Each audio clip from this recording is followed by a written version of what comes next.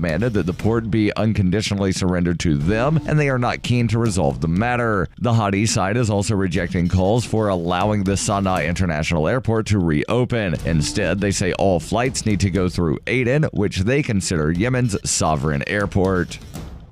Zencash has changed their name to Horizon to better represent their transition from a cryptocurrency to a pioneering platform that protects consumer data. They're working towards the day when anyone will be able to build privacy-based applications on the Horizon platform. The unique spelling of Horizon is a nod to their heritage and recognizes that they remain committed to the vision that their project was built upon. Their coin and ticker symbol remain ZEN. Learn more at horizon.global and join the Horizon community. HORIZEN.global. UPI reports a federal appeals court denied President Donald Trump's request to strike down a lower judge's order to block the administration's asylum ban for migrants who enter the country illegally. The Ninth Circuit Court of Appeals late Friday said Trump's new rules limiting who can seek asylum go against U.S. law and are an attempt at an end run around Congress. Judge Jay Bybee, a President George W. Bush appointee, wrote for the majority, "Just as we may not, as we are often reminded, legislate from the bench, neither may the executive legislate from the Oval Office." The court, which has frequently come under fire by Trump for being too liberal, voted 2-1 against the president. In November, Trump signed a proclamation saying only migrants who present themselves to official ports of entry along the southwest border can claim asylum. Migrants who cross illegally, he said, would be held until deportation. Administration officials say Trump has the authority to institute the new rule in the same way he had the authority to implement a travel ban to people from majority Muslim countries. U.S. law, though, says the government must accept all asylum claims. Immigration advocates, though, sued the Trump administration over the rules, saying they are illegal and put people's lives in danger. U.S. District Judge John S. Tigar of the Northern District of California agreed, implementing a temporary restraining order on the ban. The American Civil Liberties Union, one of the organizations involved in the lawsuit, praised the ruling by the Ninth Circuit Court. Are you an advocate for free market money? Do you promote Bitcoin as an alternative in a fiat-centric world? Then you need Spendabit in your arsenal, the search engine for things you can buy with Bitcoin. Spendabit aggregates millions of products from thousands of Bitcoin-enabled merchants. Keep your money in the free economy. Visit spendabit.co today. Bitcoin merchants, ask about our merchant suite to reach even more customers. Spendabit.co. Reuters reports about 250,000 people in the U.S. Southeast were without power on Monday, and hundreds of flights were canceled after a storm dumped 20 inches of snow and left one motorist dead. The Weather Prediction Center of the National Weather Service said the storm went back out to sea, but the region will stay cold this week. Lead forecaster Michael Schichtel said, "This remains a dangerous system even after it moves off the coast. It's slow to move off the Carolinas, but a saving grace that it is not going to hit New England." One motorist died outside Charlotte, North Carolina on Sunday, and divers searched for a driver whose 18-wheeler was found in a river in Kinston, North Carolina, according to an NBC affiliate in Raleigh. Motorists in North Georgia, the Carolinas, and Virginia can expect snow and ice on Monday. More than 300,000 customers were without power in the Carolinas, Tennessee, and Virginia. The storm prompted more than 1,000 flight cancellations at Charlotte Douglas International Airport and other airports across the region. This has been FPP Radio News. Online at fppradio.com. It's The Onion Radio News. A man on TV urges the mass purchase of Listerine. This is Doyle Redland reporting. In what is believed to be the widest-reaching appeal ever made by an individual on behalf of an oral hygiene aid, an unidentified man urged millions of people across the U.S. to purchase Listerine brand antiseptic mouthwash today. Experts are baffled as to why a person with the power to reach millions would choose to present an oral hygiene-related message. FCC spokesperson Grant Yarborough. Why this individual should be so obsessed with oral hygiene is to demand that several million bottles of Listerine be simultaneously purchased is baffling. The man, described as a handsome, trustworthy-looking individual in his early 30s, emphatically stressed that Listerine should be purchased over other, inferior mouthwash brands. Doyle Redland for The Onion Radio News, online at theonion.com. This is The Onion News Network. The Call to Freedom is an opinion show. It's meant for informational purposes only. It is not licensed financial advice. It is very important to do your own analysis before making any investment based on your own personal circumstances. You should take independent financial advice from a professional in connection with or independently research and verify any information that you hear from the Call of Freedom and wish to rely upon, whether for the purpose of making an investment decision or otherwise. I mean, come on, guys. Duh. It's a cryptocurrency investment and a political talk radio. Of course, it's opinions. Computers are online. I'm gonna start loading software. 5, 4, 3, 2, 1. Welcome to the Call to Freedom. Broadcasting live from Vertcoin Studios on LRN FM. You're listening to Will. You will listen to every damn word I have to say! And Aria. Be afraid. Be very afraid. Stay tuned for political talk and everything crypto. That's right. Broadcasting internationally on our BitPlus network satellite. This is The Call to Freedom. All right, let's boot it up. That's right. Welcome to the Call to Freedom here on LRN.FM. It is a Monday afternoon broadcast here, coming from the Horizon.Global studios here in beautiful Keene, New Hampshire. It is definitely a news-filled day. Everything from the spreading yellow vest protests now leaving France and moving to other countries. You've also got Twitter. Whatever you do, never say, just go delete your Twitter accounts. Everybody should delete their Twitter accounts, because if you said anything that could be misconstrued as even moderately offensive, even a decade ago, the Twitter army will make sure you have no Well, it's too future. late to delete your Twitter account now. I mean, with the Wayback Machine and things like that, your tweets are there forever. Yeah. So, for all intents and purposes. As long as there's an internet, your tweets will be out there. Yeah. So if you've ever said anything that could even remotely be thought of as offensive, you're done, yo. You are finished. But before we get to that, I just love taking these social myths and setting dynamite underneath of them. I really do. And this is one that it justifies so much in our culture as far as what's the word I'm looking for here? Just divisive rhetoric within the culture. This literally the attempt of pitting men and women against each other is all you can really call it. Well, and it's not just limited to men and women. I mean, everyone is being pitted against everyone. It's not, but this is the one thing that I think they use the most in the male versus female fight that they're trying to create. That's transphobic, Will. Right. Is this so-called, quote-unquote, the gender wage gap. Well, everybody knows that hardcore right-wing standard at Harvard, in Massachusetts. In the University of California, Berkeley. Yeah, I mean, Harvard is the Berkeley of the East. And what did they do? They decided they were going to study the wage gap, and they were going to show the opposite of what they thought they were going to show. It turns out the gender wage gap can entirely be explained by the work choices of men and women. Oh my God, what a thought. The gender wage gap. I thought we knew this. I thought this had already been studied. But that wasn't a valid study because it wasn't Harvard. Oh. And this isn't a valid study either because it isn't UC Berkeley. And when UC Berkeley finally does a study and comes up with the same thing, that won't be a valid study either. See, statistics only matter when they validate my views.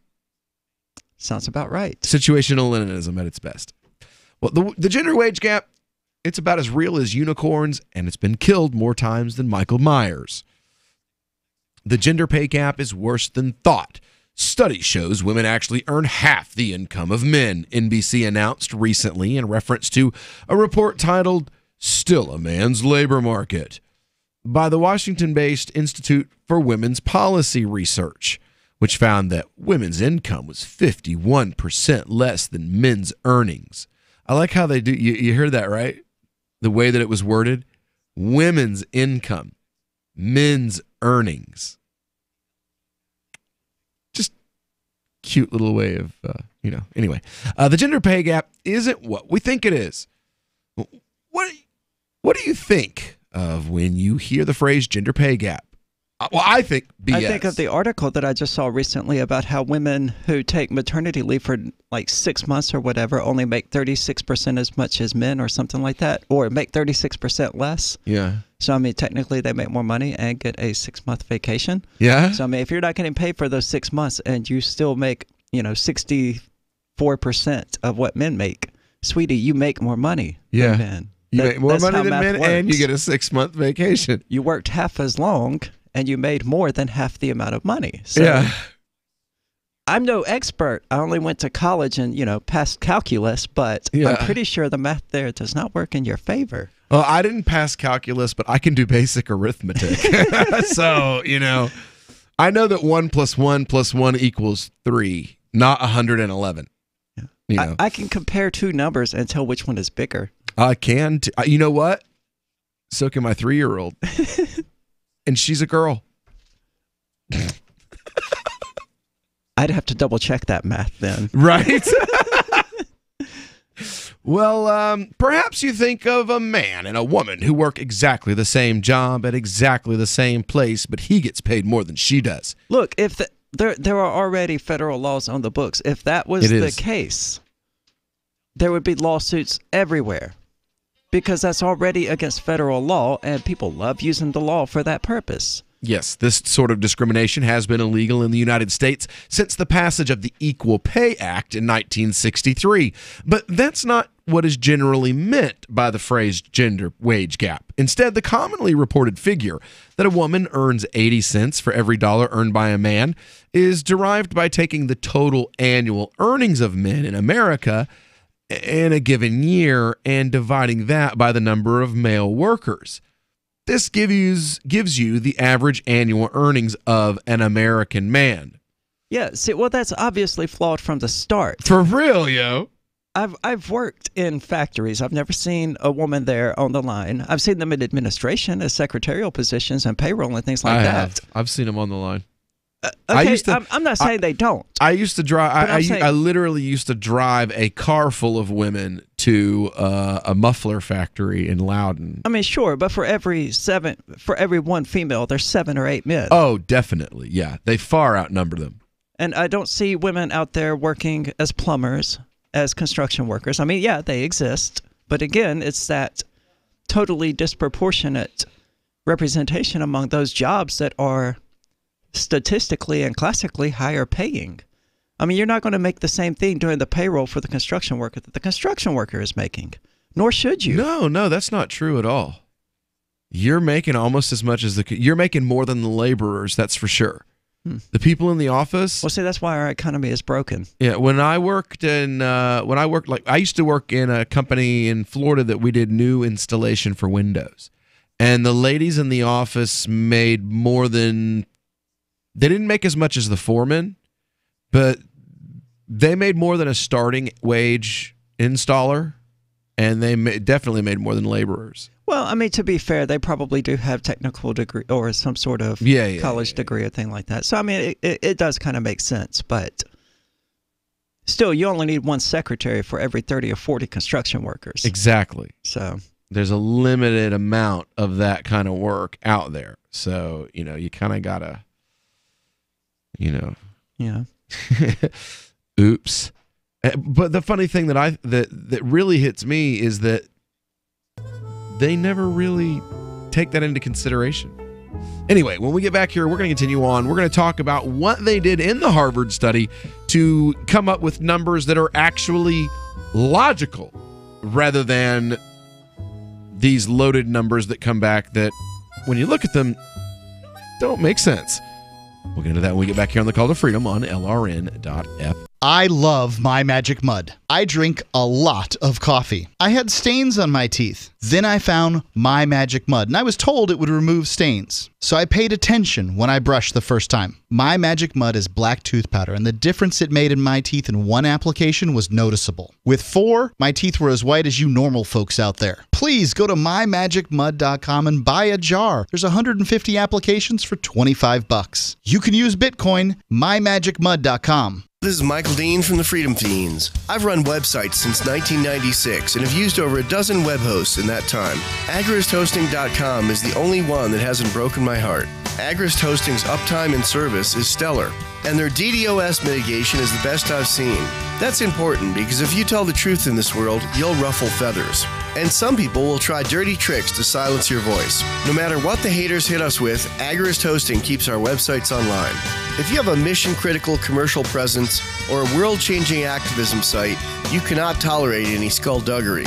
So go with agristhosting.com. Have a WordPress or blog site, but you're not satisfied with performance or uptime? Or just want raw hosting? Want to pay with Bitcoin? Agrist Hosting specializes in high-performance hosting with personalized service. Go to agristhosting.com and click on the button that says Get Hosted. That's agristhosting.com. Now that you've found the Liberty Radio Network at LRN.FM, you may want to help expose others to our great programs. To assist you in doing so, you'll find resources at promote.lrn.fm, including details on how to get a free bumper sticker, quarter-page flyers you can print out and distribute, banners for your website, as well as files that will allow you to make your own custom banners and graphics. Visit promote.lrn.fm and help bring new listeners to the Liberty Radio Network. That's promote.lrn.fm. So you've signed the Shire Society Declaration and are planning your move to New Hampshire to be around more liberty-oriented people. Next, sign up for the Shire Society Forum at forum.shiresociety.com. There are a bunch of people there who are already in the Shire, and they want to meet you. If you're already in the Shire physically, you should also come by the forums. Remember, not everyone uses Facebook. New people are signing up for the Shire Society Forum every month, so drop in and say hello at forum.shiresociety.com. LRN.FM is proud to announce our official listening apps for Android and iOS devices. Now you can easily tune into our streams anywhere, anytime on your smartphone or tablet. Just visit apps.lrn.fm or search for LRN.FM in the Android or Apple app stores. Please download, rate us 5 stars, then share the link on your social media and let your friends and family know how you're listening to LRN.FM. Download it now, free at apps.lrn.fm. We have some good news. The indictments against Ross Ulbricht in the District of Maryland were dismissed with prejudice, meaning they can never be refiled. This is especially good because those indictments contain the only charge ever made that Ross engaged in murder for hire. This was a serious allegation that Ross Ulbricht denies. It was never prosecuted or ruled on by a jury, but was trumpeted by the federal government and the media as if it were proven fact. The Maryland court held these indictments for almost 5 years, poisoning Ross's case and leaving him under a cloud of unproven allegations. As explained in Ross's appeal to the Supreme Court, the fact that the judge used these allegations to give Ross a draconian sentence of double life without parole violated his Sixth Amendment right to a jury trial. Judges are required to issue sentences based on convictions decided by a jury, not unproven allegations never even charged at trial. Although this is a positive development, the dropped indictment will not set Ross free. Now, a presidential pardon is Ross's only hope of freedom. Sign the petition at freeross.org. freeross.org. You're listening to the best liberty-oriented audio streamed around the clock, on the air, and online. This is the Liberty Radio Network at LRN.FM. This is Angel Clark, and you're listening to The Call to Freedom on LRN.FM.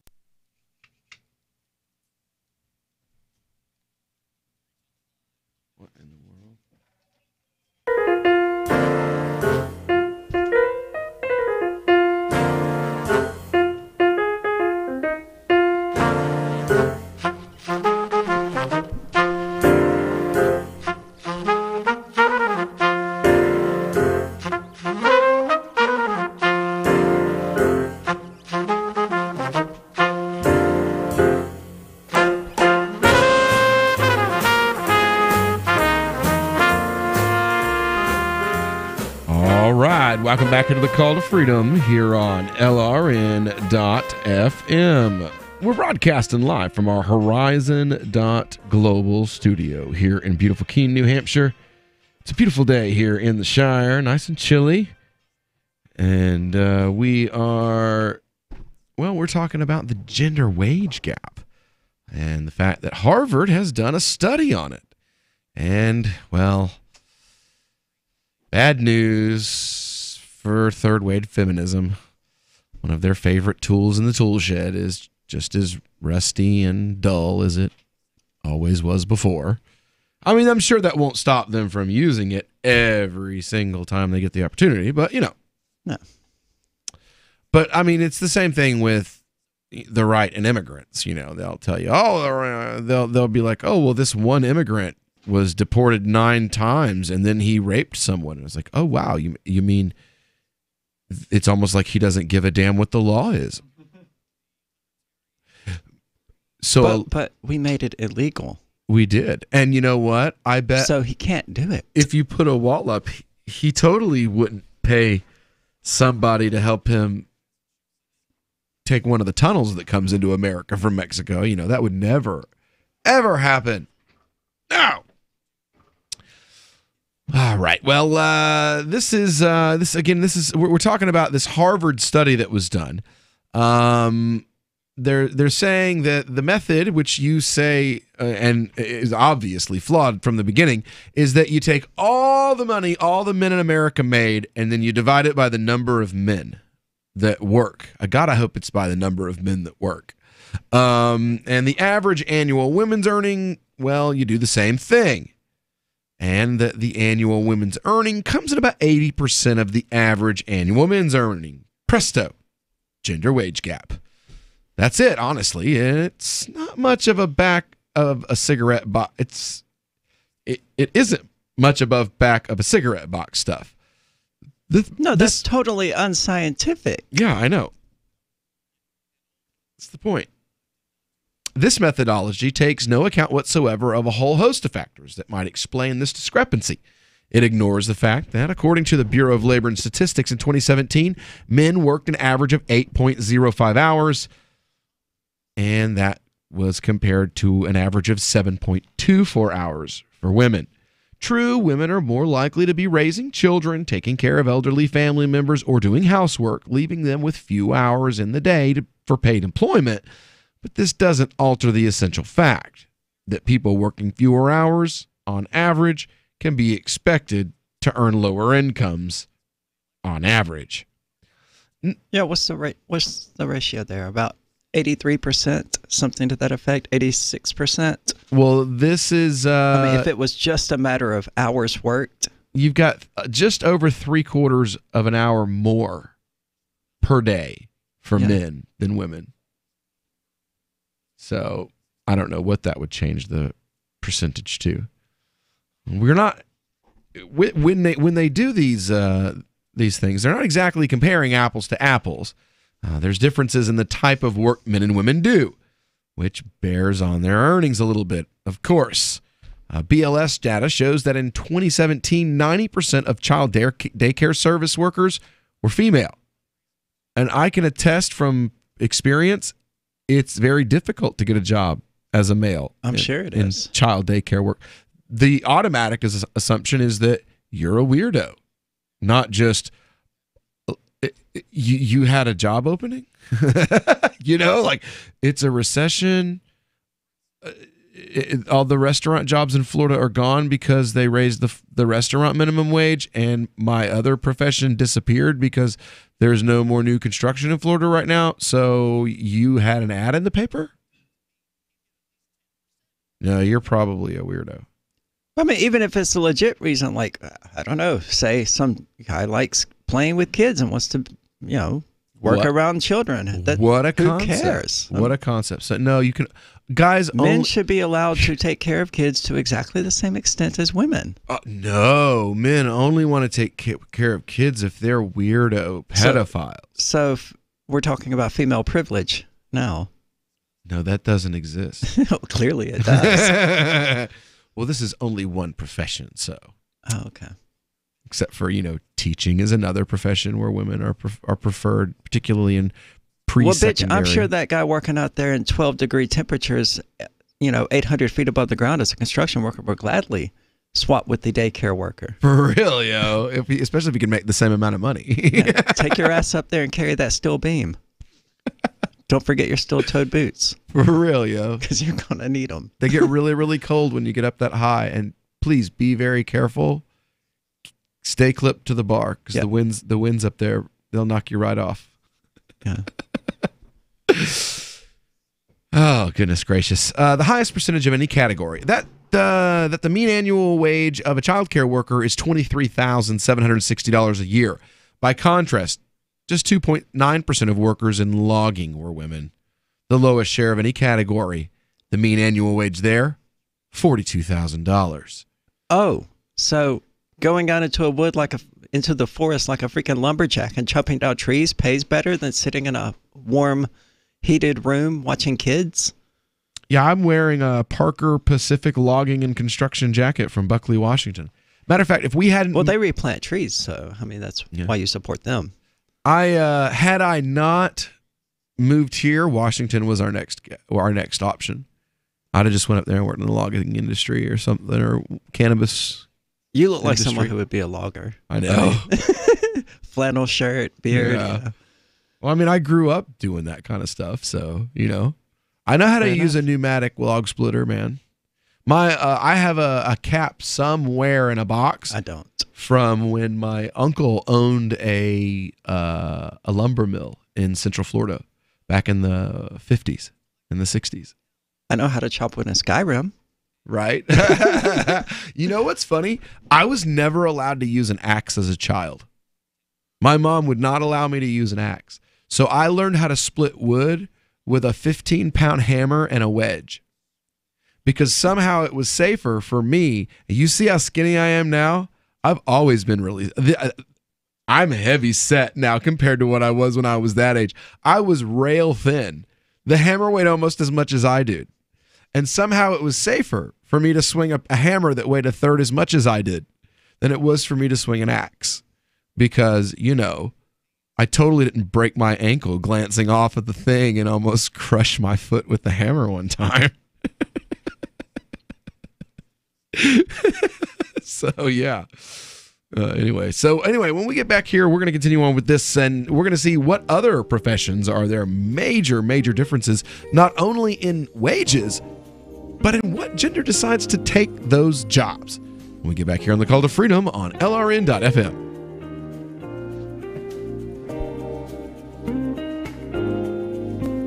Is spreading the message of liberty, cryptocurrency, and peace around the globe worth $2 per month to you?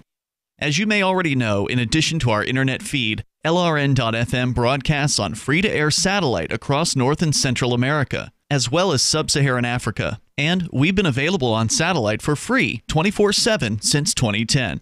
The LRN.FM free-to-air satellite signal is reaching some of the most oppressive regimes in the world, and there's no doubt our ideas are making an impact. You can learn more about the channel's impact by watching the 3-minute video at fund.lrn.fm. If you'd like to help free minds globally with our ideas of liberty, cryptocurrency, and peace, you can donate as little as $2 per month via fund.lrn.fm. You can help us continue and expand our satellite broadcast to multiple continents. Visit fund.lrn.fm today, and thank you for your help. Don't forget to share the link on social media. That's fund.lrn.fm.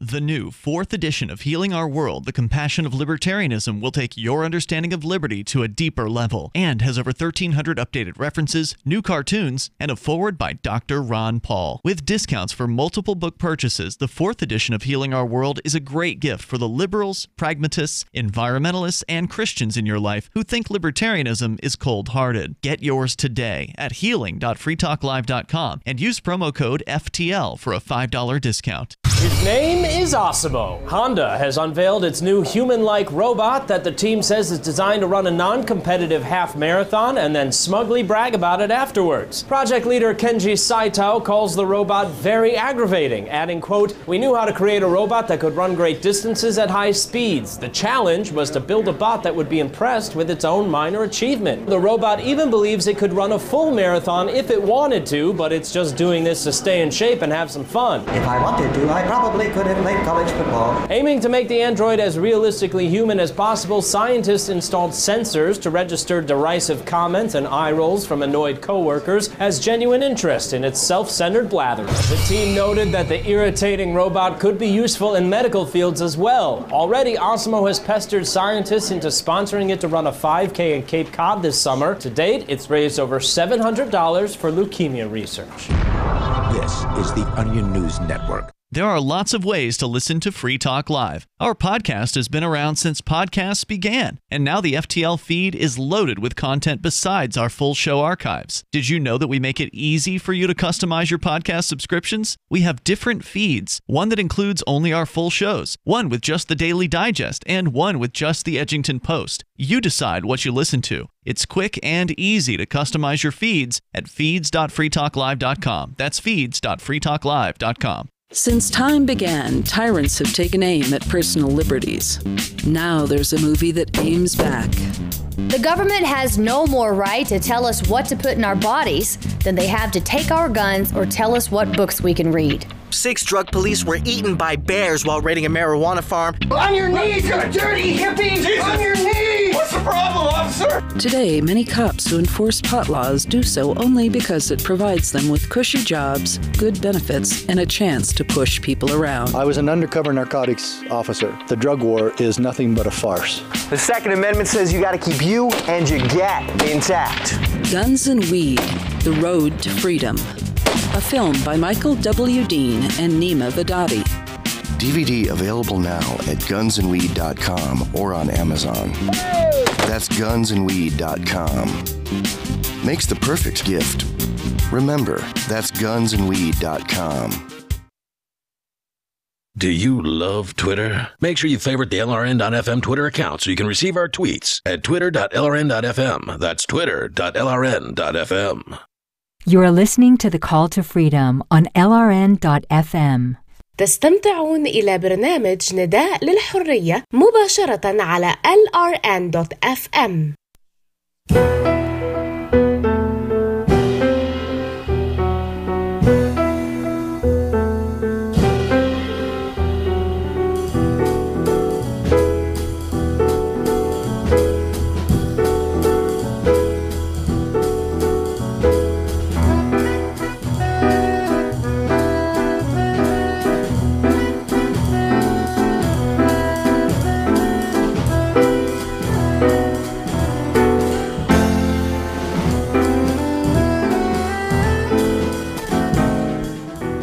All right, welcome back into the Call to Freedom here on LRN.FM. In the studio, it's me and Aria today on this, what is it, Monday? Monday afternoon. Here it is getting pretty dark outside already. 4:30. My father-in-law thinks it's hilarious because Isha prayer, you know, our nighttime prayer that's an hour after, like an hour and a half after the sun is down and it's dark, dark, dark. And my father-in-law's like, when do you do that? Because they do it there at like 7 something. And I'm like, oh, we're done with that by 5:30. He's like, what? It's like, yeah, by 5:30, it's like midnight dark outside. Yeah, I didn't even see the sun Saturday. Yeah? Yeah. Oh, because you, you didn't get up to like 3? Yeah. Yeah. And by the time I did, it was already Yeah. disappeared behind the Here, trees and it's not hard to miss the day here. I was like, man. It's not quite Alaska. It would have but- been nice to see the sun a little. Yeah. Just a little. But nope. To remind myself, hey, it is a new day. That's okay. Bill Gates is going to make sure that we never see it ever again. That's nice of him. Yeah, it is. It is. That's his new, you heard that, right? Like that's the new thing. No, I heard They're gonna that, they're planning on using chemtrails to. Gates is going to fund it. Oh, yeah. That's his new idea. He says by the end of 2020, we're going to dim the sun to fix global warming because. What could possibly go wrong? Yeah, for real. What could possibly go wrong with that? You know, trigger another ice age. the Antarctic ice sheets are growing. They're actually bigger than they were when we started complaining that they were shrinking. It doesn't matter if the none climate, of it really matters. It doesn't matter if the climate is changing, if humanity has caused it or not, or if it's just a natural cycle in the Earth's cycle. I mean, it really doesn't matter. People are going to try to find a way to use it to use as a way to use government. Well, I mean, it's more extensive than that. They're like, but we're going to lose the Great Reef and things like that. I'm like, okay, but we'll get new natural wonders. So just chill, and let nature do its thing. If humanity is a virus and we heat up the planet beyond the point of habitation, you know what? Humanity dies out. Yep. Problem solved. Yep. It's Sorry. like a fever. I'm going to take that scientific Darwinist approach to this and say, hey, that's evolution saying humanity wasn't up to the task. Yep. It's like a fever. Yeah. You know? It's a fever. The Earth, we gave the Earth a fever, and it's now purging the parasites. Yeah, I mean, but lots of people are going to die. Well, maybe they shouldn't have polluted. I don't know. I don't know what to tell you. Yeah. So on this gender pay gap issue, we've been talking about how there's different professions. Wow. And those professions pay different amounts of money. Even bigger wow. And a lot of those high paying professions, like underwater welder, women just aren't interested in doing. Like they make up less than 1%, less than 5%.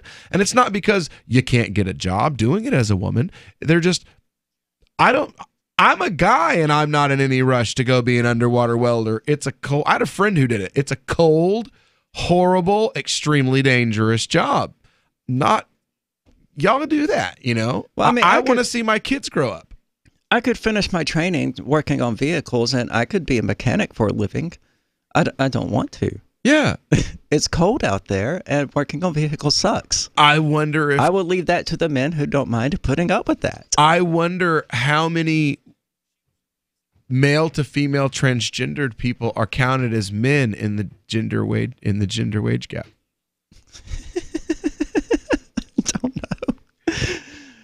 Well, see, how did they count me though? That's a good. That's question. what I'm saying. The Institute for Women's Studies Policy Research. Am I raising the bar or lowering it? I have a degree in IT. I'm raising the bar. You're welcome, ladies. Their study fails to account for these differences, including the one you and I just spoke about here with, transgender people. Indeed, its authors are airily dismissive of analysis that takes into account occupational differences or so-called women's choices. Its headline claim is that the 80% figure is wrong. Yeah, In if fact, it's not the choice to get an abortion, it doesn't count to the left. Women, according to the new figure, women actually make 49 cents for every dollar a man earns. The author, Stephen J. Rose and Heidi I. Hartman, listed in that order because that is how it is presented on the cover of the report, not because of sexism. Arrive at this. I love how he had to make sure that he mentioned that. I would have just rearranged the names. I mean, arrive at this conclusion, right?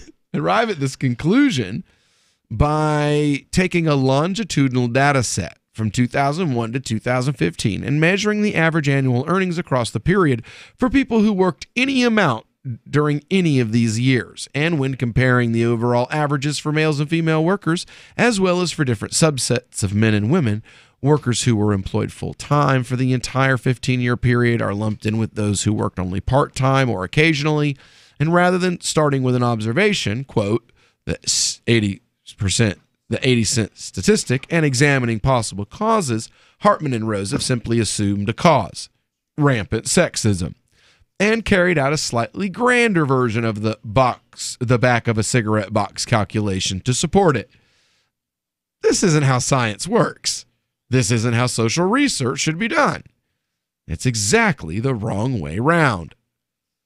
Well, remember that if we truly want to measure the impact of sexism on male and female relative earnings, we want to look at men and women doing exactly the same job at exactly the same place. Fortunately, a new study by Valentine Bolotny and Natalia Emanuel of Harvard University, again listed in that order because that's how they're presented in the paper, they do just this. They look at data from the Massachusetts Bay Transportation Authority. This is a union shop with uniform hourly wages where men and women adhere to the same rules and receive the same benefits. Workers are promoted on the basis of seniority rather than performance. And male and female workers... Well, this study is just as flawed. They picked a place that has a union that guarantees men and women make the same amount. Yet even here... It's no more scientific than the leftist study. Female train and bus operators earn less than their male counterparts. From this observation, they go looking for possible causes, examining time cards and scheduling, and factoring in sex, age, date of hire, tenure, and whether an employee was married or had dependents. They find that male train and bus drivers worked about 83% more overtime than their female colleagues and are twice as likely to accept an overtime shift, which pays time and a half, on short notice, and that around twice as many women as men never took overtime.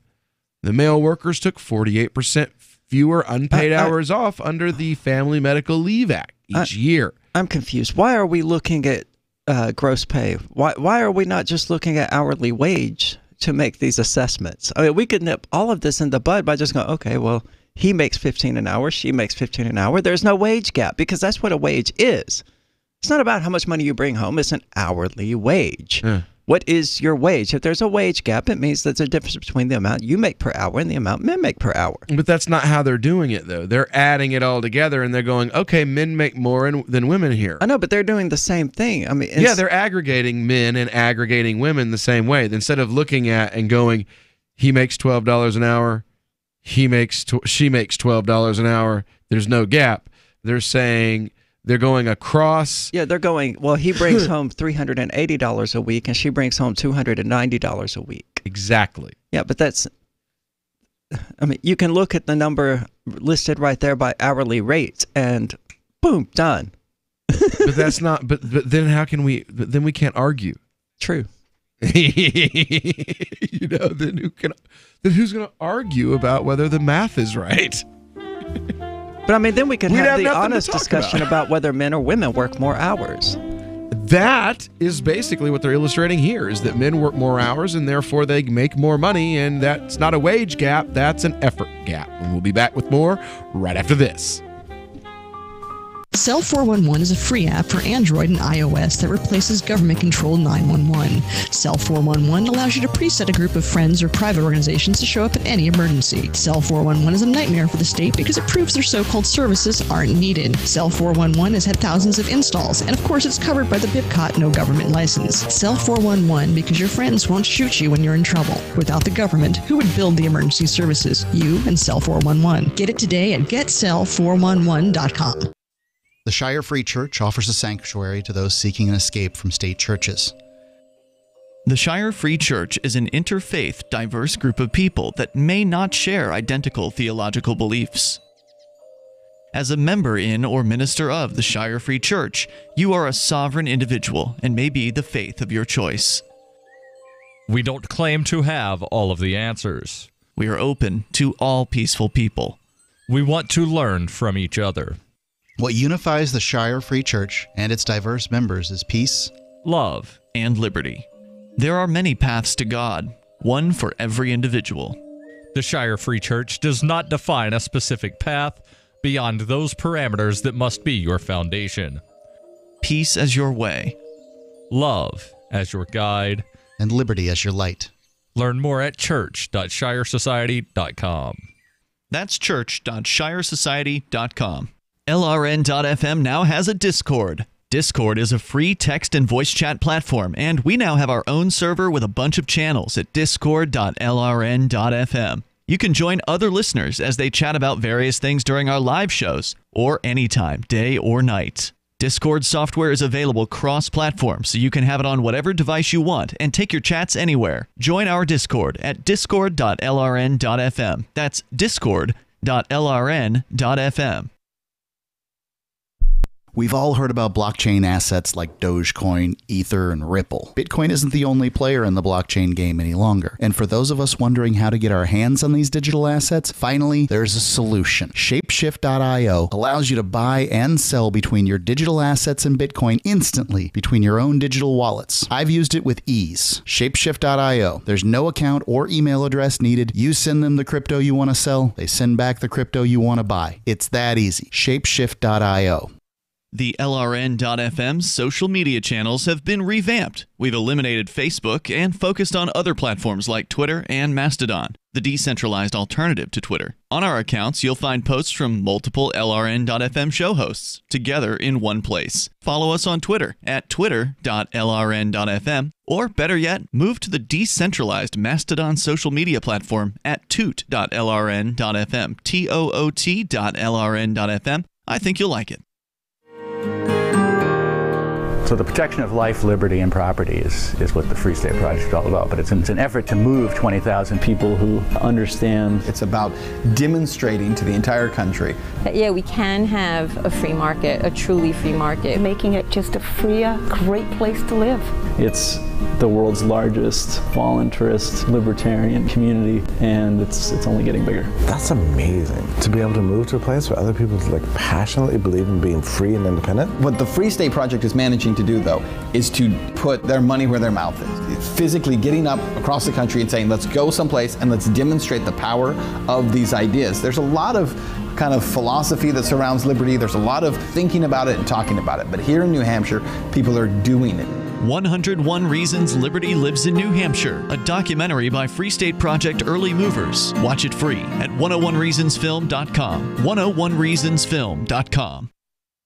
You can put the Liberty Radio Network on the air in your area. Visit broadcast.lrn.fm to learn how. Broadcast.lrn.fm. You are listening to the Call to Freedom on LRN.FM. आप सुन रहे हैं स्वतंत्रता की पुकार सिर्फ और सिर्फ LRN.FM पे।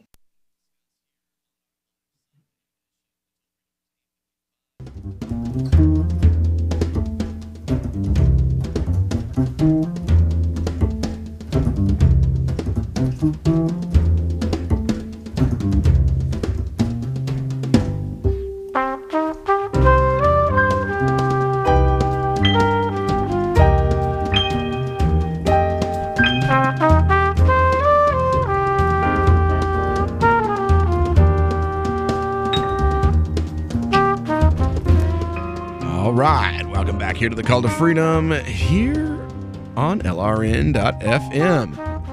We are broadcasting live from our Horizon.global studios here in beautiful Keene, New Hampshire. We've been talking about the myth of the wage gap and how now even Harvard has refuted it. But Aria doesn't like the way they did the math this time either. Rather than simply saying, she makes $15 an hour. He does the same job. He makes $15 an hour. They looked at pay, like end of the week. Yeah. And which in some senses is fair, because you could make the position that women are being oppressed by being denied the amount of hours that they want to work. But they're not, though. I know, but they're showing that the they're argument turning could it be down. made that they're just masking the fact that women don't make as much by limiting. Men are making more per hour at MTA because they're working overtime hours that give them time and a half. Which is technically true. I mean, if you're on your 60th hour, you should be making more than someone who's on their 15th. Exactly. But and that's where their wage gap comes from. I'm working overtime, she's not, therefore wage gap. But still, I mean, if you're looking at hourly rate, it would still be the same. Don't look at, because they would still have the same overtime rates as well. The difference would be that the woman isn't working the overtime. Hey, go you, honey. Says here, on average, the overall gap between men and women is 89 cents. But that difference is entirely explained by the fact that while having the same choices in the workplace, women and men make different choices. You just triggered everybody. I know. Men and women make different choices.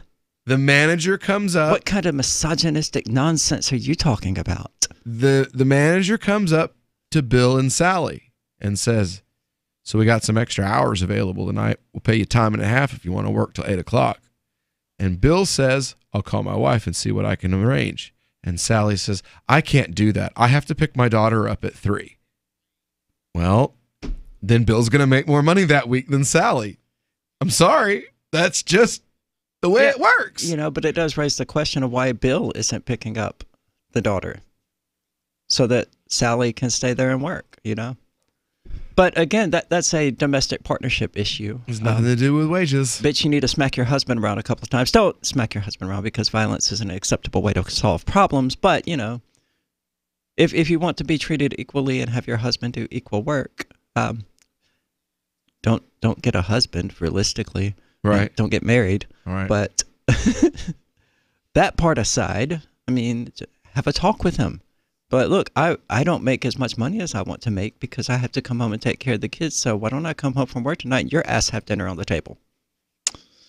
Oh, you mean like my house on the days that I don't work night when I'm not here? Generally you cook anyway. Yeah. So. Yeah. If Farrah said that, it would be weird. Yeah. Like, oh, you mean do what I do 4 nights a week anyway? Okay. You know?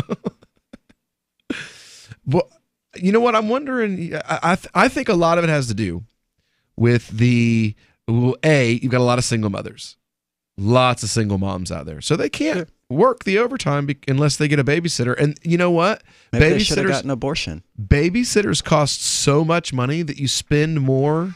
Oh my God, that you spend more. Like the babysitter's $20 an hour, time and a half is $17 an hour. It doesn't help me. No. You know? Why are you paying a babysitter that much? Because babysitters are wicked expensive, you know? Babysitters are no joke. You can't hire the 13-year-old girl down the street who's trying to make a little extra money anymore. That's illegal. Oh, yeah, true. You can't let her. She's not licensed. Well, see, this is why I don't have kids. She's not licensed. And because she's under the age of 18, she's not she's not, you know, old enough to do so. To bang. Ha ha ha. But I mean, seriously, the days of like hiring the neighbor girl to watch your kids are pretty much over. You can't do that anymore. She's got to be 17, and then you really don't want her in your house while you're gone because I don't want a 17-year-old girl in my house with my kids while I'm out of town or I'm at the. I don't blame you. Yeah, you know, like 17-year-old girl unsupervised in my house with my kid. Oh. 17-year-old girl screwing her boyfriend on my bed in front of my kids. Got it. I got it. Yeah. No, I'm good on that. Yeah.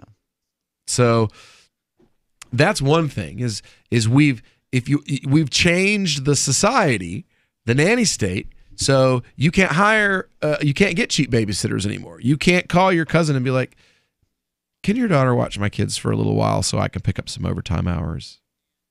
You can't do that. You can, but you can't let anyone find out about it. Exactly. Or they will come and they will throw you in jail for neglect and take your children and probably take the child of the parent and for neglect for letting your child watch their child watch your kids. It's insanity. I mean, you've got states now, if you leave your children at home at 13 years old. Guillotines are starting to sound pretty good, aren't they? Do what? Guillotines are starting to sound pretty good, aren't they? I mean, free range parenting is a thing. When I was a kid, they just called it parenting. That was it. Oh, I rode my bike from my house to the other side of the small town that I lived in. Well, yeah. So did every other kid that I went to school with. But then we grew up and we had kids. Yeah, they tore down the school that I went to and replaced it with a single building with barbed wire fence around it. A prison? Yeah, it is identical to a prison. Yeah, same style of windows too. Those little windows that you unless you're a contortionist, you're not squeezing through. Yeah. That's how they're treating kids now. Well, I dropped out anyway. Well, it's the but school to prison I certainly pipeline. would not go to that. It's the school to prison pipeline. So, I mean, they got to get them used to their surroundings. And they do. Schools are so messed up because the principal acts as judge, jury, and executioner. This is what we're teaching kids about rights, is that if they're accused of something, they're guilty until they're proven innocent. And this single authority figure has the authority to punish them, decide that they're guilty. They get no appeal. Mm-hmm. It's horrific. And this is what we're teaching children about what it means to live in the United States. And then we're surprised when they grow up and they're like, well, I support the police. Well, of course you do. You got beaten by them since you were a little kid. Even if they didn't physically beat you, they beat you emotionally, spiritually, intellectually. Look at this over and over and over again. September the 6th, Labor Department report reveals bulk of gender earnings gap explained by age, hours worked, and marital status. So young single mothers are going to make less money because... See, I would have thought it was the exact opposite. I would probably... Well, yeah, young single mothers, sure. But, I mean, most single women are not single mothers. No. So, I mean, they're working more hours, I would imagine. The young single chicks are out there working more hours than the married chicks. That would be my guess. Yeah, absolutely. We didn't really get into that study, but that's the Labor Department. Then it sounds like, again, the solution is don't have kids and don't get married. In other words, hey kids, be just like me. A gender earnings gap, not a gender wage gap. See, and that's what we were saying. I like that wording better. I mean, that is more honest. Yep. Says go away.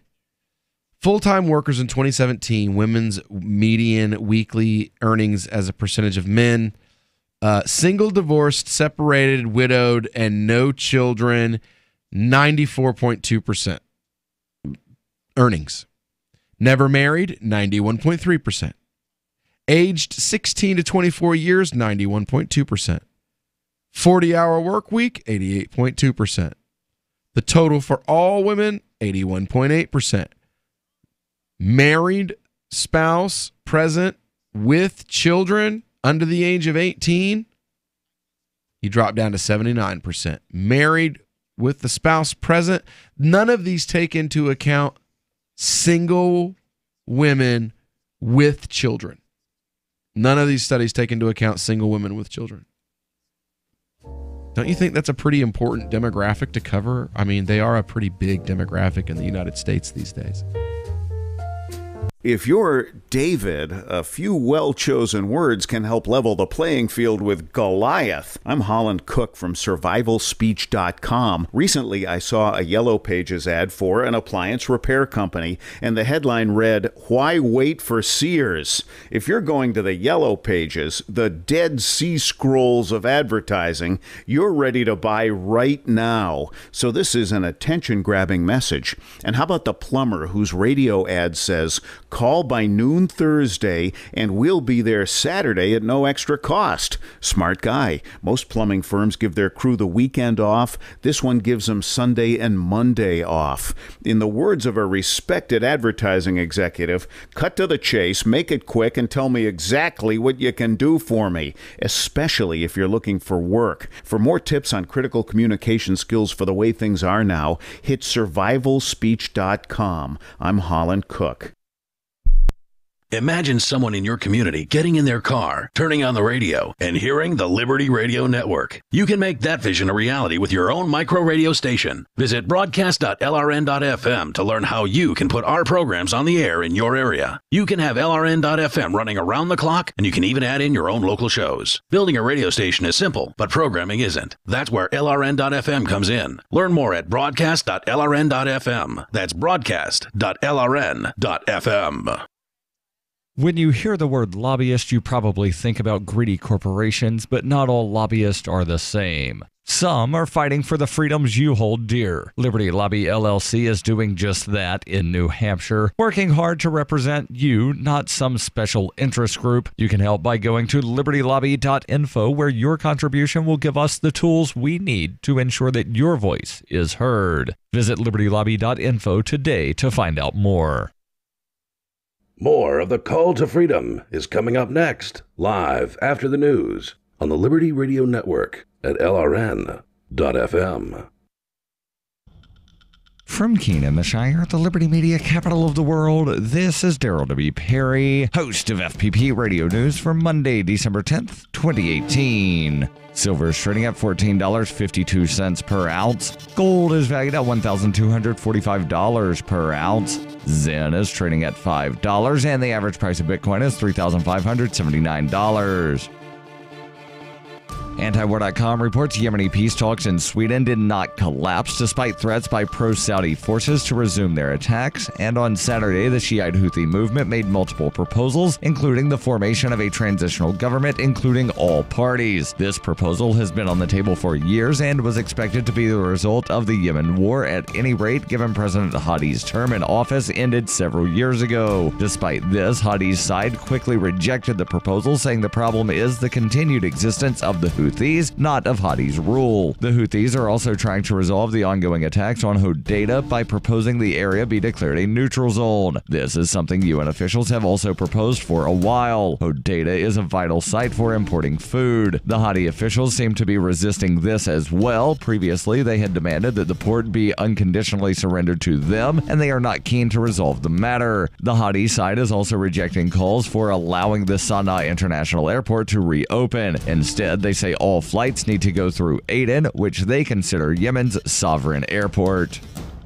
Zencash has changed their name to Horizon to better represent their transition from a cryptocurrency to a pioneering platform that protects consumer data. They're working towards the day when anyone will be able to build privacy-based applications on the Horizon platform. The unique spelling of Horizon is a nod to their heritage and recognizes that they remain committed to the vision that their project was built upon. Their coin and ticker symbol remain ZEN. Learn more at horizon.global and join the Horizon community. HORIZEN.global. UPI reports a federal appeals court denied President Donald Trump's request to strike down a lower judge's order to block the administration's asylum ban for migrants who enter the country illegally. The Ninth Circuit Court of Appeals late Friday said Trump's new rules limiting who can seek asylum go against U.S. law and are an attempt at an end run around Congress. Judge Jay Bybee, a President George W. Bush appointee, wrote for the majority, "Just as we may not, as we are often reminded, legislate from the bench, neither may the executive legislate from the Oval Office." The court, which has frequently come under fire by Trump for being too liberal, voted 2-1 against the president. In November, Trump signed a proclamation saying only migrants who present themselves to official ports of entry along the southwest border can claim asylum. Migrants who cross illegally, he said, would be held until deportation. Administration officials say Trump has the authority to institute the new rule in the same way he had the authority to implement a travel ban to people from majority Muslim countries. U.S. law, though, says the government must accept all asylum claims. Immigration advocates, though, sued the Trump administration over the rules, saying they are illegal and put people's lives in danger. U.S. District Judge John S. Tigar of the Northern District of California agreed, implementing a temporary restraining order on the ban. The American Civil Liberties Union, one of the organizations involved in the lawsuit, praised the ruling by the Ninth Circuit Court. Are you an advocate for free market money? Do you promote Bitcoin as an alternative in a fiat-centric world? Then you need Spendabit in your arsenal, the search engine for things you can buy with Bitcoin. Spendabit aggregates millions of products from thousands of Bitcoin-enabled merchants. Keep your money in the free economy. Visit spendabit.co today. Bitcoin merchants, ask about our merchant suite to reach even more customers. Spendabit.co. Reuters reports about 250,000 people in the U.S. Southeast were without power on Monday, and hundreds of flights were canceled after a storm dumped 20 inches of snow and left one motorist dead. The Weather Prediction Center of the National Weather Service said the storm went back out to sea, but the region will stay cold this week. Lead forecaster Michael Schichtel said, "This remains a dangerous system even after it moves off the coast. It's slow to move off the Carolinas, but a saving grace that it is not going to hit New England." One motorist died outside Charlotte, North Carolina on on Sunday, and divers searched for a driver whose 18-wheeler was found in a river in Kinston, North Carolina, according to an NBC affiliate in Raleigh. Motorists in North Georgia, the Carolinas, and Virginia can expect snow and ice on Monday. More than 300,000 customers were without power in the Carolinas, Tennessee, and Virginia. The storm prompted more than 1,000 flight cancellations at Charlotte Douglas International Airport and other airports across the region. This has been FPP Radio News. Online at fppradio.com. Researchers have definitively concluded that all of it, is some kind of sick joke.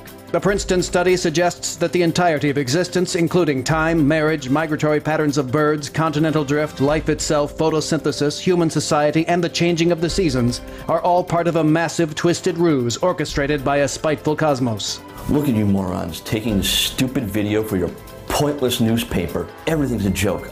I'm a joke, you're a joke, the whole universe is a joke. We at the Onion Week in Review are compelled to inform viewers that while this entire segment is indeed one small part of the giant perverse joke, the upshot is that the next minute of your life will be no more or less pointless than if you were to spend it with a loved one, mentoring an at-risk youth, or simply wallowing in your own feculence. In other news, Harley Davidson and Jack Daniels collaborate on a local felony. A churchgoer blanks on why she's lighting a votive candle. And please ring the bell and the boy will come round momentarily for your bags. For more news, visit theonion.com/newsbeat.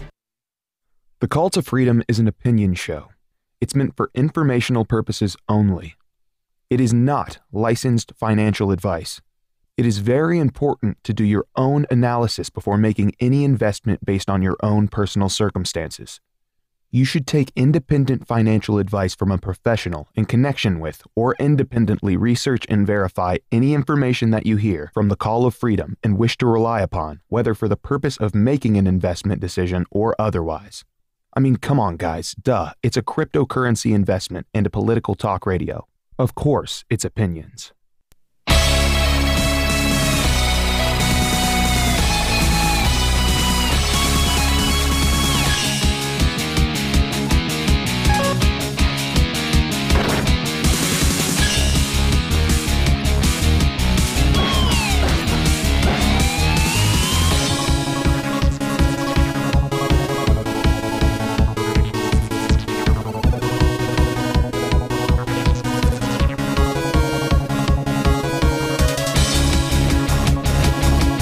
All right, welcome to the Crypto Hour here on the Call to Freedom on LRN.FM.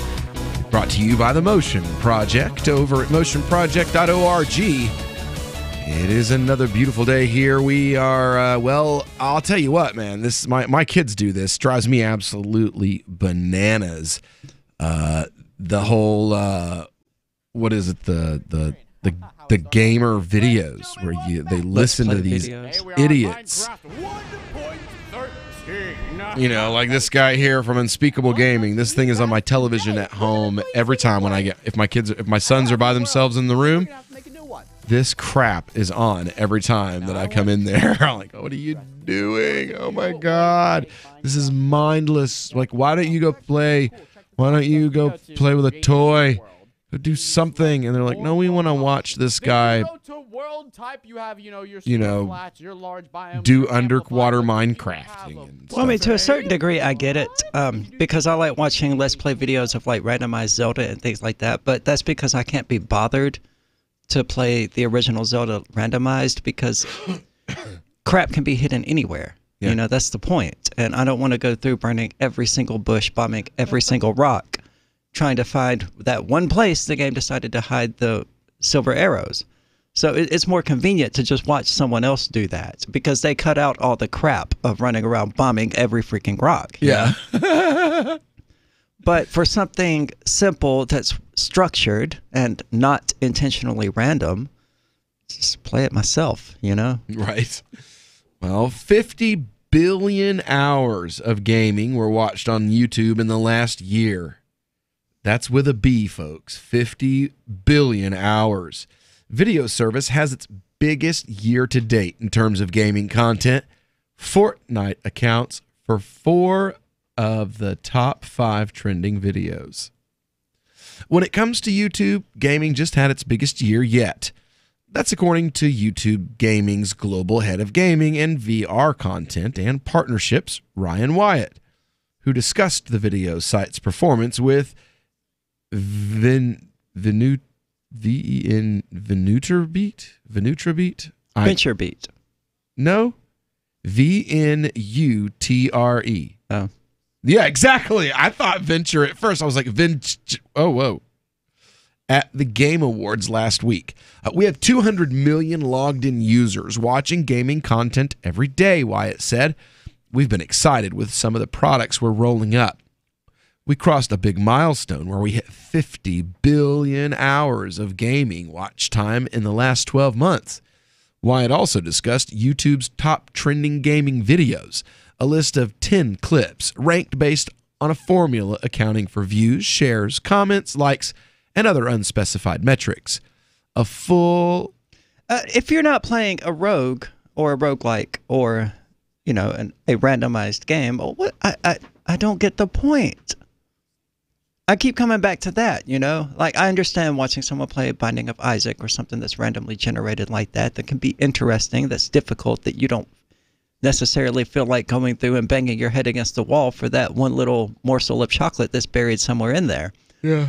But watching someone play Dark Souls or Fortnite or World of Warcraft or something like that, and that's dumb. My sister used to do it. She used to sit at my house and she used to watch. She had friends that would do game parties and she would watch them play.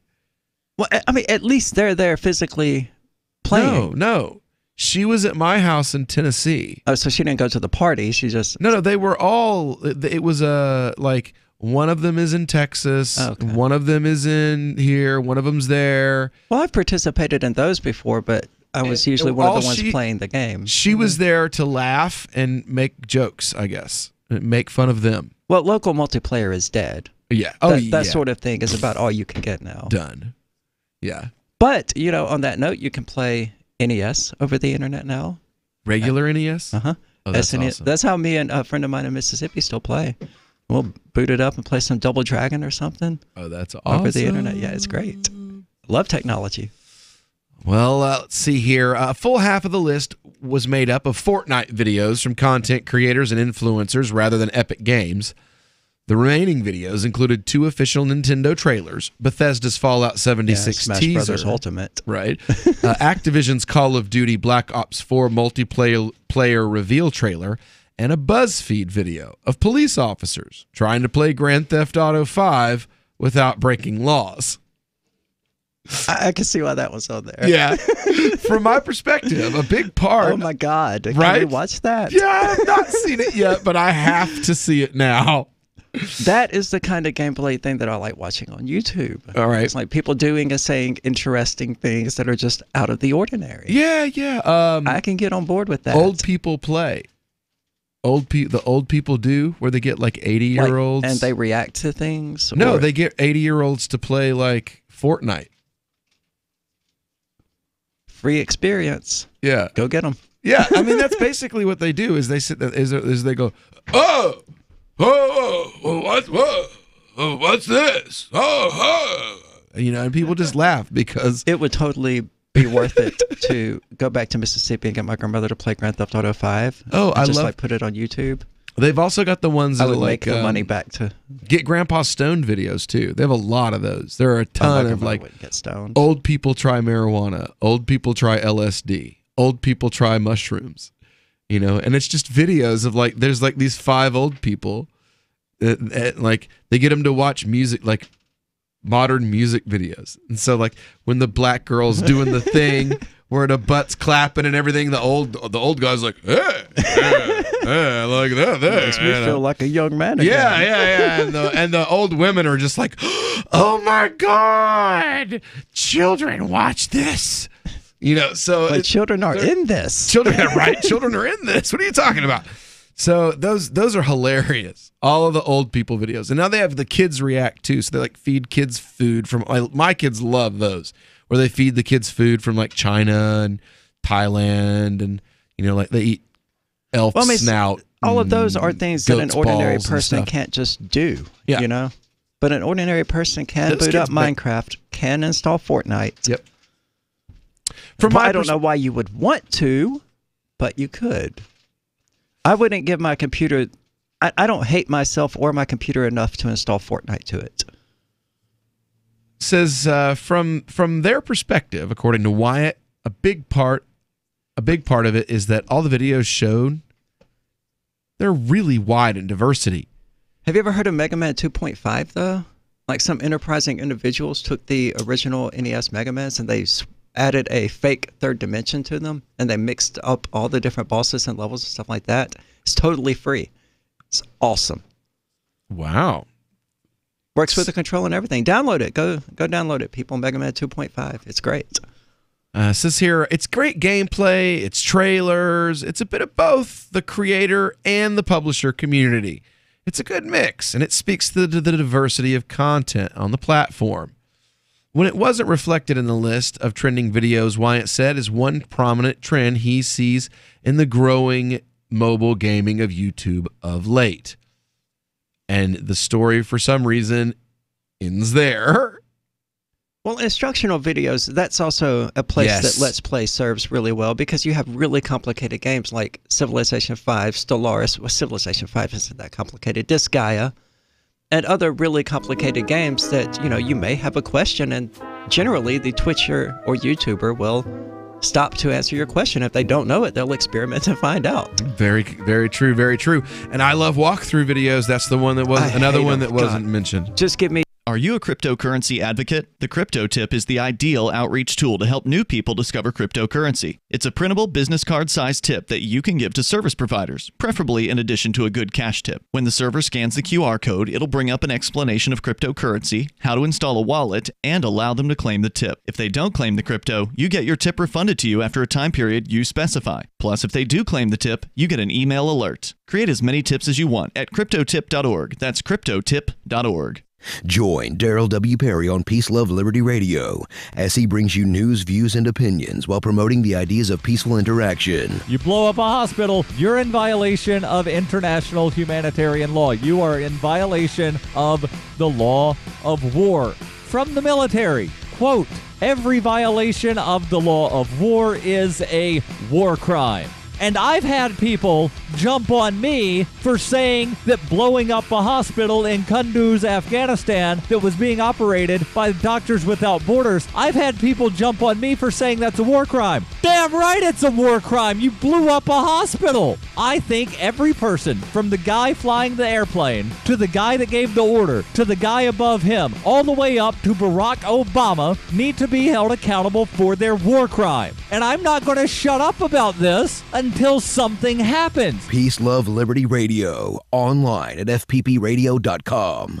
Did you know we've taken our LRN.FM telephone listen line to a new level with the LRN.FM audio on demand line? Now you can call 712-770-8447 anytime and listen to LRN.FM's live feed. And you can listen to a bunch of our original shows on demand. Long distance fees may apply. Just dial 712-770-8447 and choose from the menu. 712-770-8447. Did you know that Free Aid is a mutual aid, educational, and networking organization? At Free Aid, we support volunteers who provide first aid. We do outreach to the public about health and safety, and we bring together medically skilled freedom lovers. Free Aid is made possible by your generous support. Donors can receive great gifts like first aid kits, t-shirts, silver dime cards, and hoodies. The Free Aid Silver Dime Card Project is sponsored in part by Roberts & Roberts Brokerage, Freedom's Phoenix, and Don't Tread on Meme.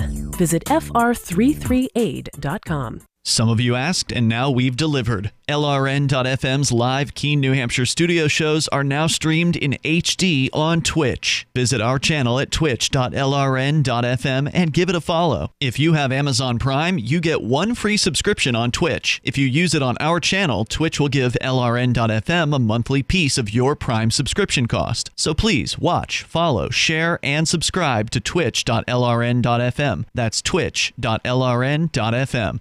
Is spreading the message of liberty, cryptocurrency, and peace around the globe worth $2 per month to you? As you may already know, in addition to our internet feed, LRN.FM broadcasts on free-to-air satellite across North and Central America. as well as sub-Saharan Africa. And we've been available on satellite for free 24/7 since 2010. The LRN.FM free-to-air satellite signal is reaching some of the most oppressive regimes in the world, and there's no doubt our ideas are making an impact. You can learn more about the channel's impact by watching the 3-minute video at fund.lrn.fm. If you'd like to help free minds globally with our ideas of liberty, cryptocurrency, and peace, you can donate as little as $2 per month via fund.lrn.fm. You can help us continue and expand our satellite broadcast to multiple continents. Visit fund.lrn.fm today, and thank you for your help. Don't forget to share the link on social media. That's fund.lrn.fm. Help get LRN.FM into more ears. Visit promote.lrn.fm for a free bumper sticker, flyers, banners, graphics, and more. Promote.lrn.fm. You are listening to the Call to Freedom on LRN.fm. Unasikiliza wito wa uhuru katika LRN.fm.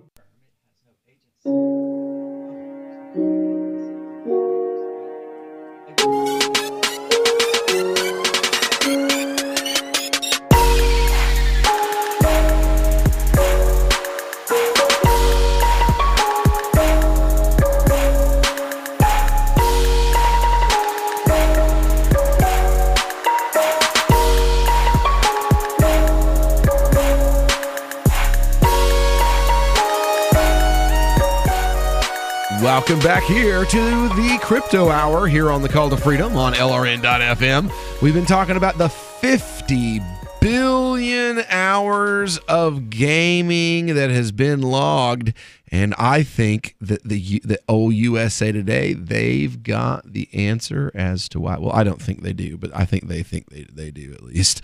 What is it? Well, it's Fortnite. Fortnite is literally heroin. Well, you know, South Park did a really interesting episode about Let's Play videos and things like that, and it actually featured PewDiePie in it.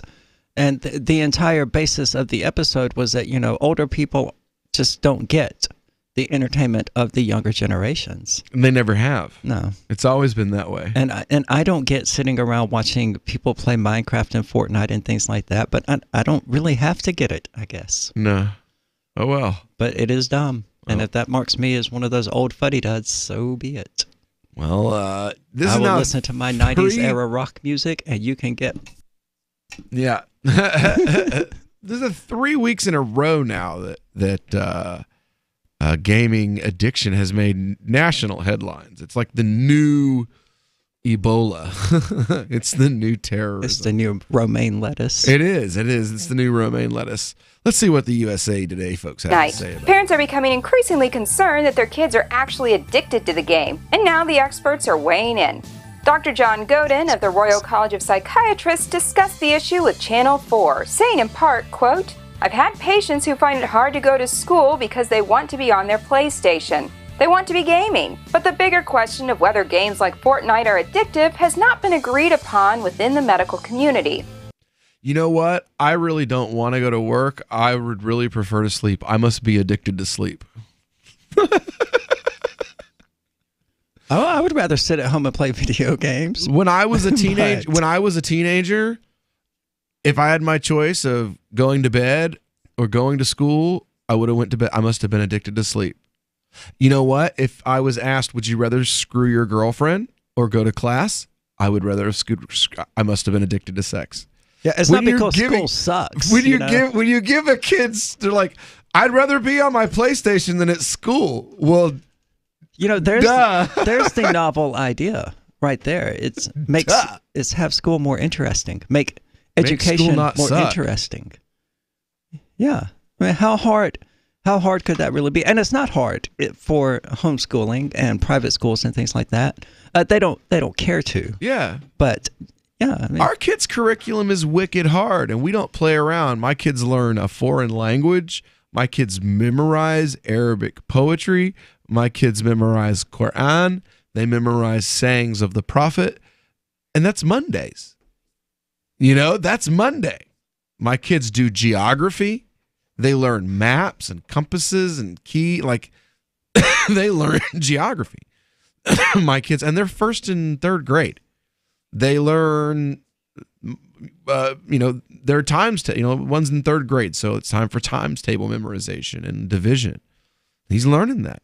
Why? Because it's what you got to do. But we bought him a Star Wars curriculum. Right.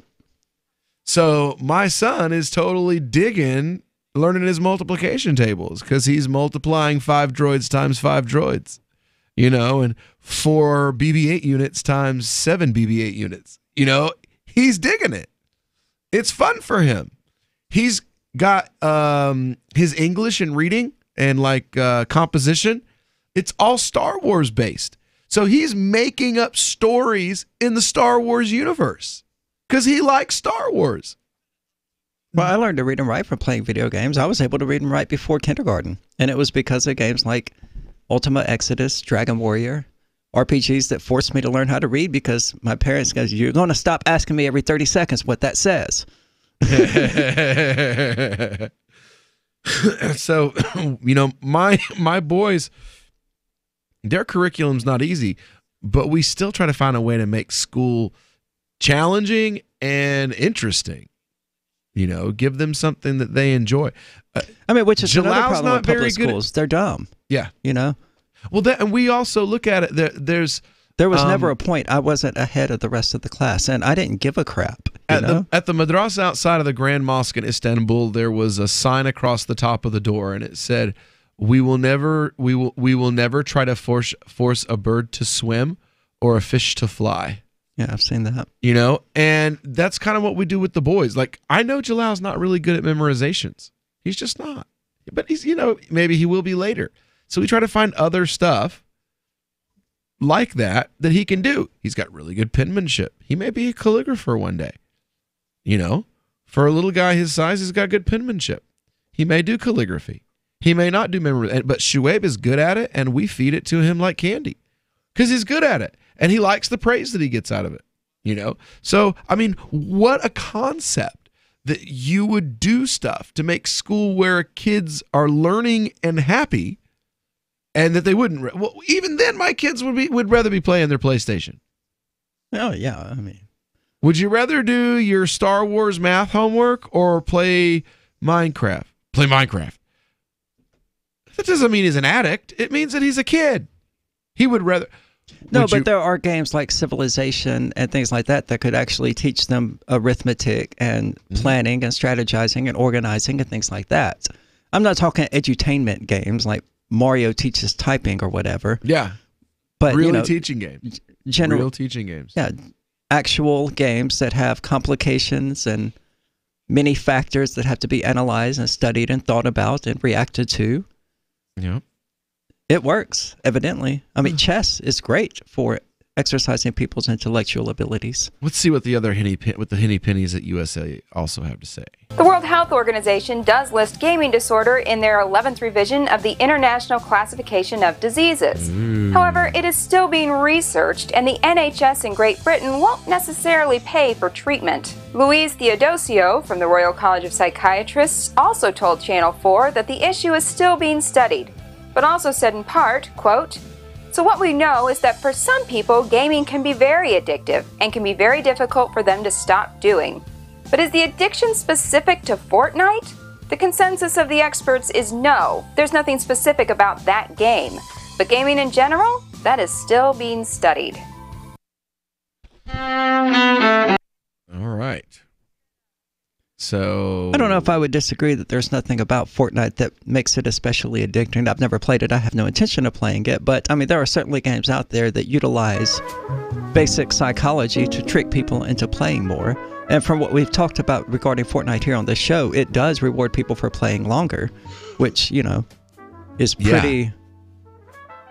pretty prone to causing addiction. Yeah. By design. Happy Wars doesn't do that. I like Happy Wars. I've never heard of it. It's a goofy little game where you win and you play in groups and you go through dungeons together in groups and then you win gear and you unlock new gear and buy new and upgrade gear. Hi, I'm Derek J. To me, an activist's calling is to actively work to advance a cause. The cause for which I work is personal freedom. I believe my life is best when I engage in voluntary interactions and self-government. I reject the idea that anyone else has a higher claim to my life or my body than I do. I see people who call themselves the government as a threat to my personal freedom. I realize you may feel differently, but my relationship with the people who call themselves the government is completely involuntary. If Starbucks used some of its money to drop bombs, I wouldn't shop there. So why would I support the American empire? The empire does not require my consent. Derek J's Victimless Crime Spree. Watch it for free and order the Director's Cut DVD at victimlesscrimespree.com. That's victimlesscrimespree.com.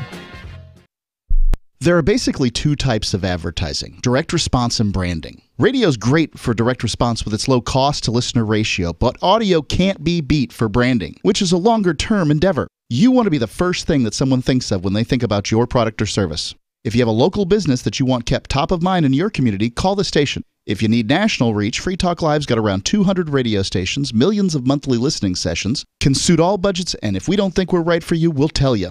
Email me, mark@freetalklive.com. On Free Talk Live, we're bringing people to the ideas of liberty every day. From wrestling superstars like Glenn Jacobs. You guys really are having an impact, I believe. Like I said, a lot of where I am now is due to listening to Free Talk Live. You changed my mind on some very important issues years ago. To random people tuning in on the radio. I was kind of stuck in the left-right paradigm. I heard your show by chance on a Saturday night.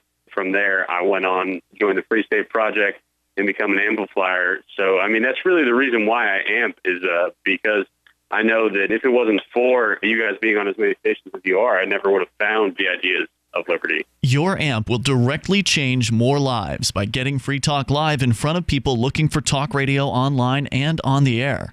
When you amp Free Talk Live, you get perks like access to the AMP-only Facebook group and AMP podcast. Visit amp.freetalklive.com. Did you know you can listen to LRN.FM via our free-to-air satellite channels? We have channels over nearly all of North America and much of Africa. All you need is an affordable receiver and a dish as small as 30 inches. There are no monthly fees. Learn more at sat.lrn.fm. Plus, if you are a broadcaster or want to be one, this is a good delivery method for our content. See our coverage maps and get details at sat.lrn.fm. That's sat.lrn.fm. sat.lrn.fm. The Free State Project has reached its goal of 20,000 liberty lovers who've pledged to move to New Hampshire and get active to achieve liberty in our lifetime.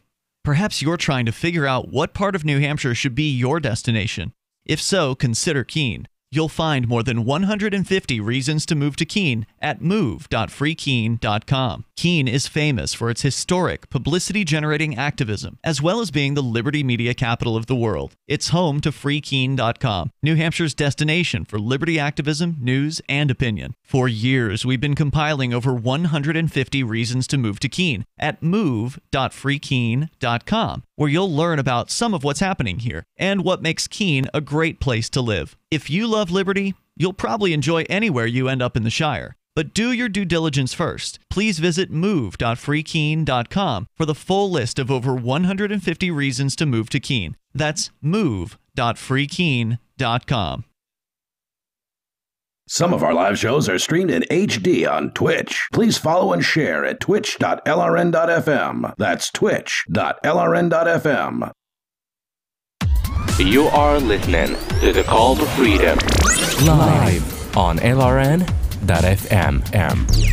تستمعون إلى نداء للحرية مباشرة على LRN.FM.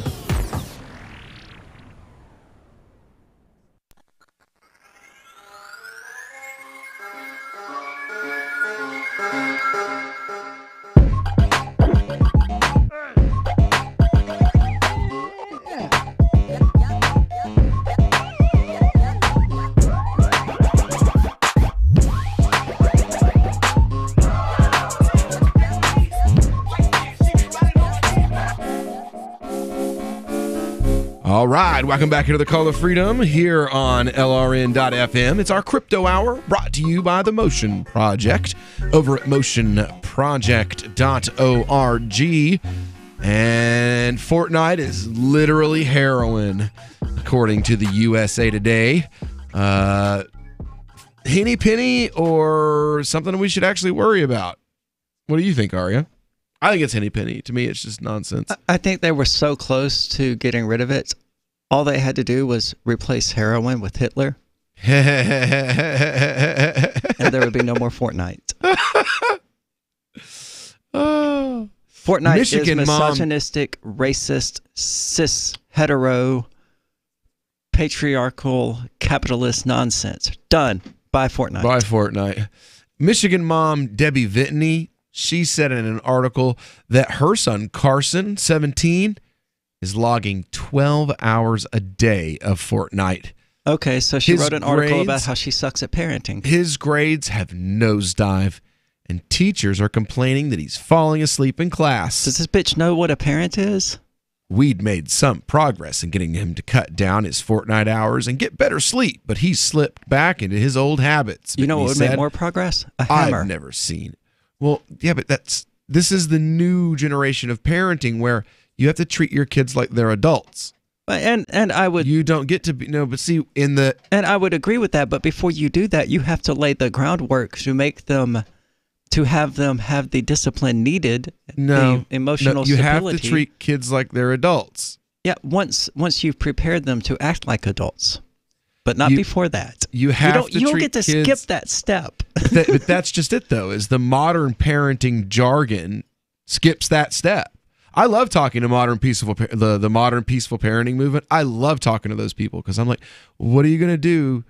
Like what are you going to do with him? Well, just let him do what he wants. Okay. All right. So when he's 16, what are you going to do with him? You know? Then what? When he's playing Fortnite 14 hours a day and you're like, I want you to make responsible decisions, but you've never given them or taught them the tools to do so. Then what? Yeah.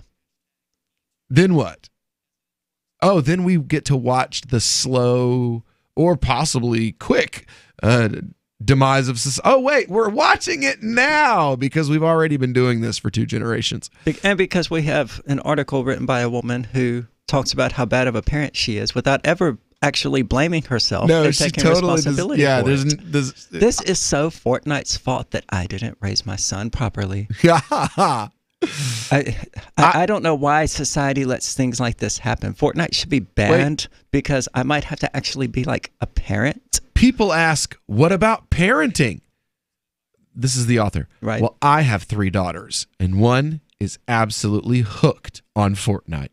My 12-year-old has lost her electronic device privileges for a week for failure to call it quits when I say.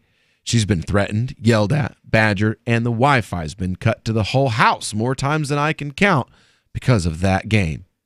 Okay. So I join the parents who say the game has a hold on children, and yet I also agree with the cries of, just be a parent already.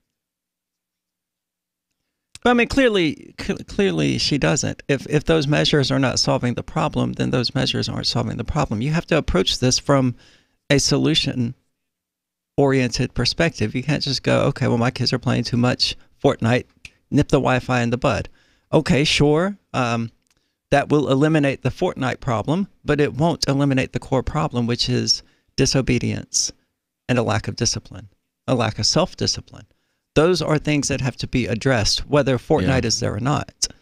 And you're failing as a parent to address those things. You're trying to treat the cough instead of the pneumonia.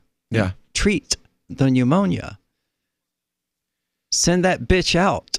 Tell her to get a job or she doesn't eat. Problem will be solved. She's only 12, though. You can't send her out. The 17-year-old you can, Yeah. but not the 12-year-old.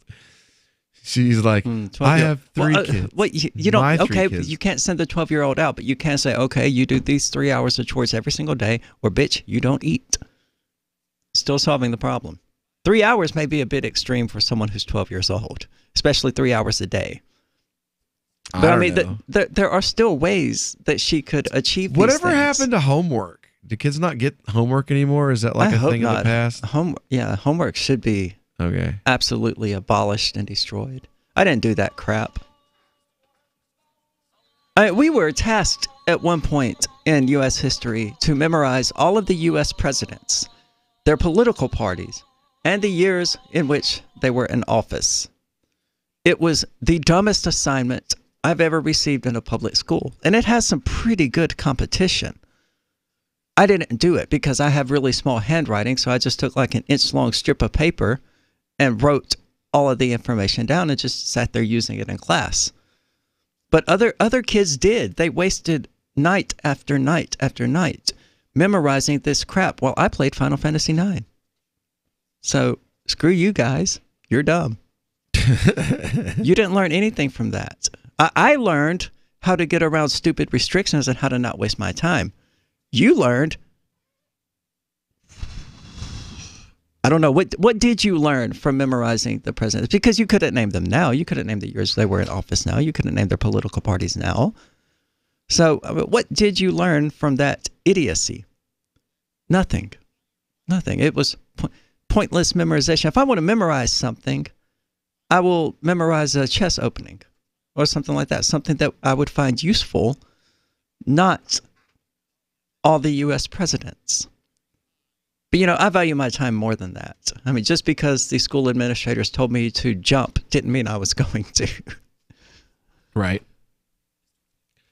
Oh, check it out. Vertcoin made top of CoinDesk today. Not in a good way. So about their 51% attack. Yep. Vertcoin's struggle is real. Why the latest crypto 51% attack matters. Michael J. Casey, a chairman of CoinDesk's advisory board and a senior advisor for blockchain research at MIT's Digital Currency Initiative. Well, if their one-click miner actually functioned, they might have had the network strength to hold off a 51% attack. But it doesn't function any longer. It doesn't do anything. It just sits there.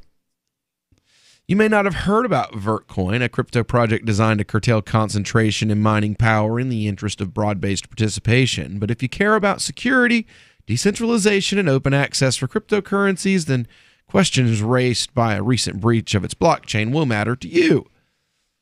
In a textbook 51% attack documented in a blog post by Coinbase security engineer Mark Nesbitt, someone seized majority control of Vertcoin's network hashing power to conduct multiple reorgs of the blockchain.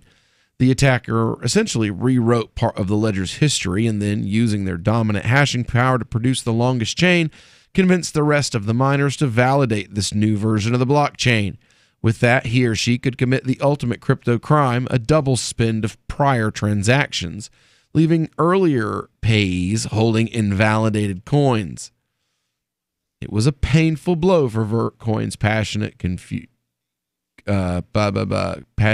community of users. We'll get into more of what happened when we get back here on the Crypto Hour and Call to Freedom here on LRN.FM.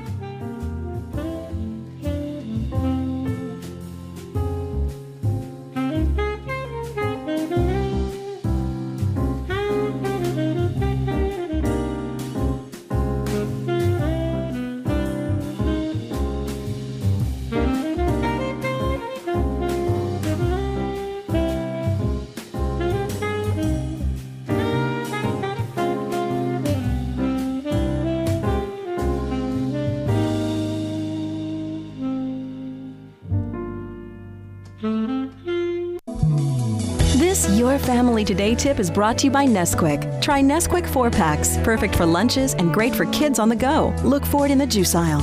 Snack time is a great chance to sneak extra calcium into your child's diet without making him feel like he's eating something he doesn't want. Serve up dairy-rich foods like smoothies, flavored milk, frozen yogurt, and string cheese. He'll love the treat, and you'll love knowing how good it is for him.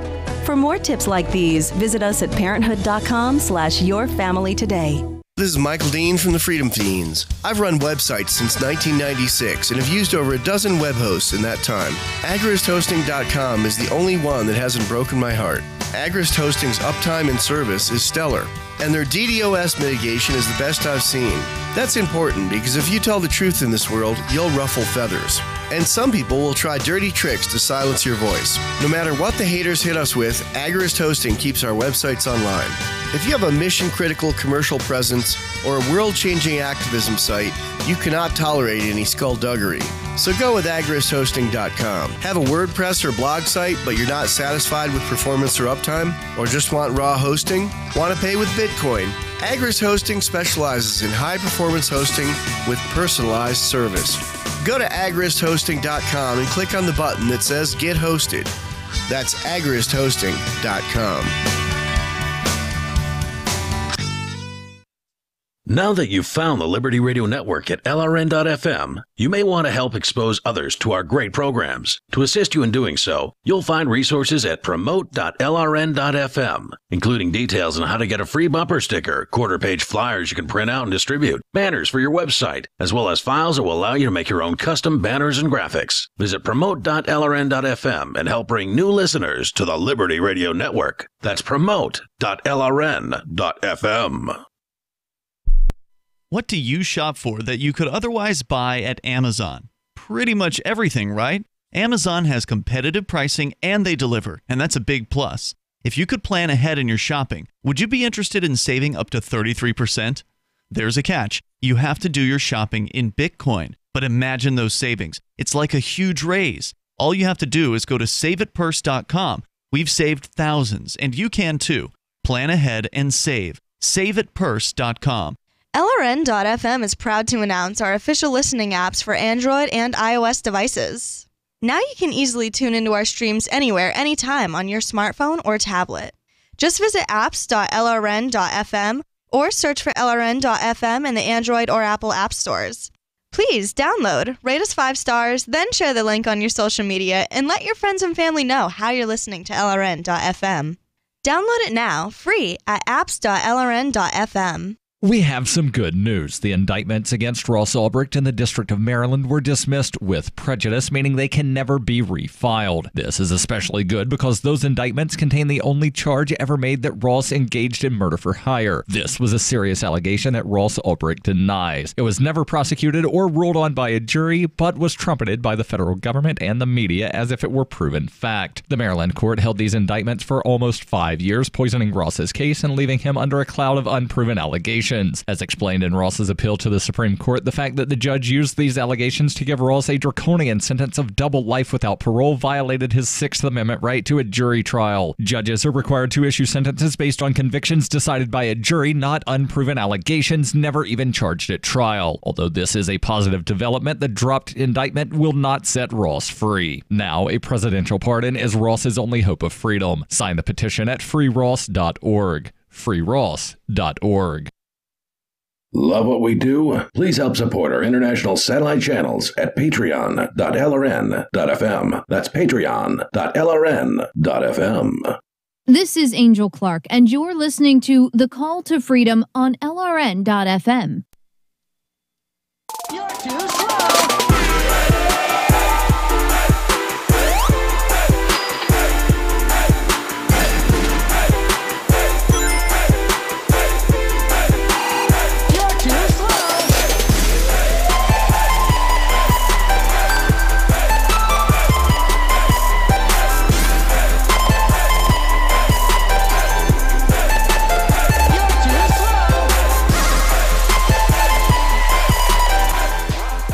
All right, welcome back into the Call to Freedom here on LRN.FM, broadcasting live from our Horizon.global studio here in beautiful Keene, New Hampshire.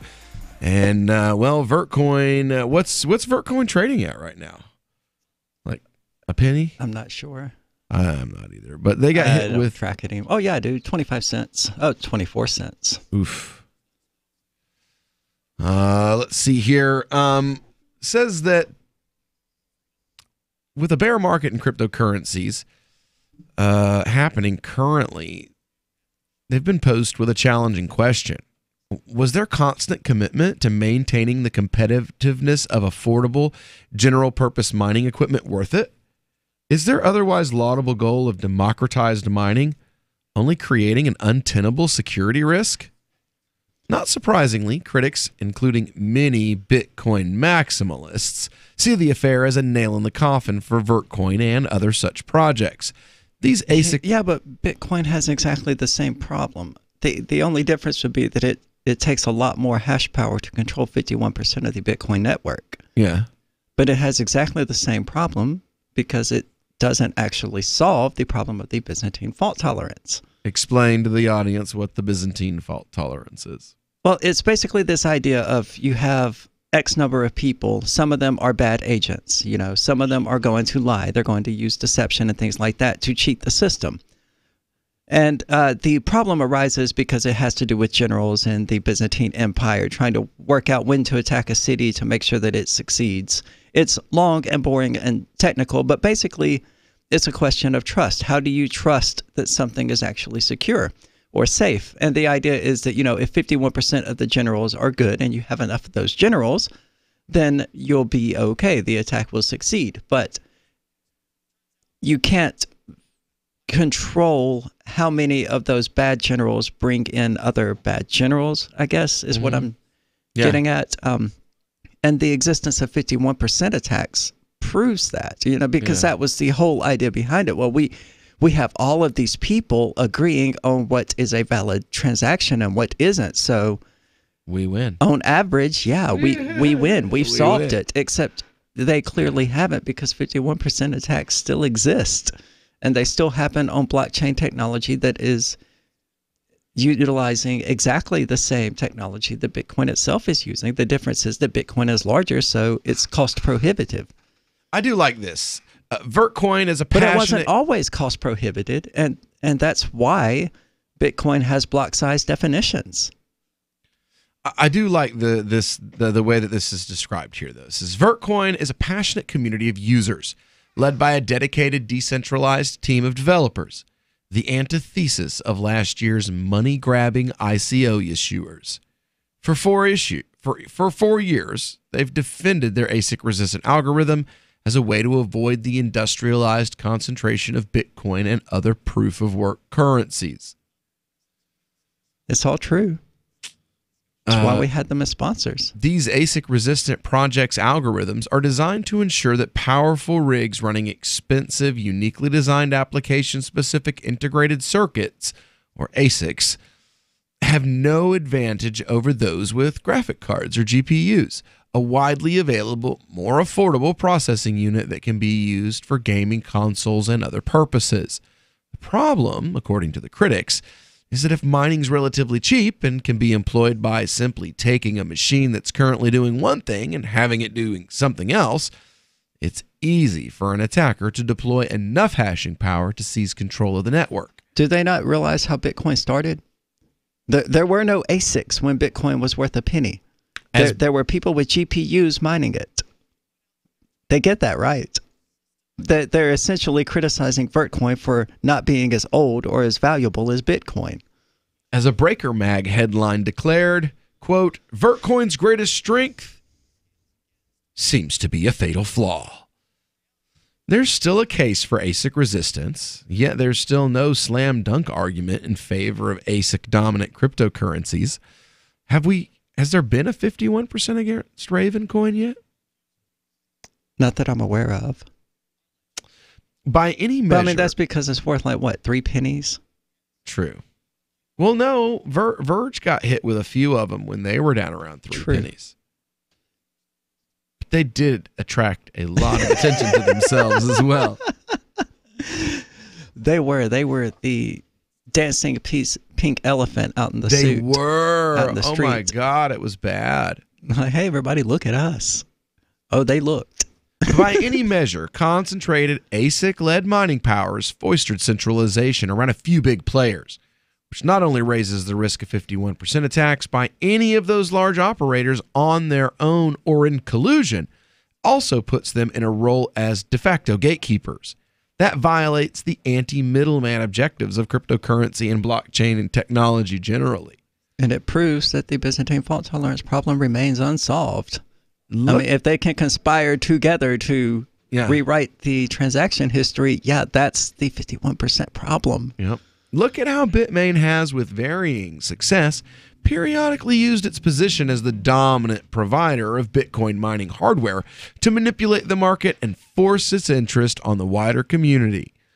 While it's true that Bitmain has at times been thwarted by its opponents, notably by developers who successfully introduced SegWit updates to Bitcoin's code against its wishes, there's an argument that this only put users at the mercy of a different kind of gatekeeper group, the Bitcoin core developers. The arms race unleashed by ASIC-based competition. And we wonder why average people won't get involved in this. Right. I know what's going on, and I'm like, Jesus. What's more, it's not clear that ASIC mining models are The arms race unleashed by ASICs-based competition for block rewards also resulted in massive energy consumption in proof-of-work cryptocurrencies. While I believe Bitcoin's threat to the planet is way overblown, and I'm encouraged by recent CoinShares share calculations that 77.6% of Bitcoin mining uses renewable power. I don't know how they'd come up with that number, but, there's no denying that electricity usage remains both an environmental challenge and a serious public relations problem for the industry. What's more, it's not clear that ASIC mining models are immune from the root cause of Vertcoin's problems. Essentially, falling coin prices made mining less profitable, resulting in lower rental rates for already installed hardware on cloud mining sites like NiceHash. It was that rented capacity, not newly deployed machines, that gave the attacker a quick, low-cost route to amassing hash power. Same thing that happened with Verge, same thing that happened with basically every one of these attacks that we've seen so far. All cryptocurrencies... Finally, God, it's not so difficult to bribe those generals to betray the attack, huh?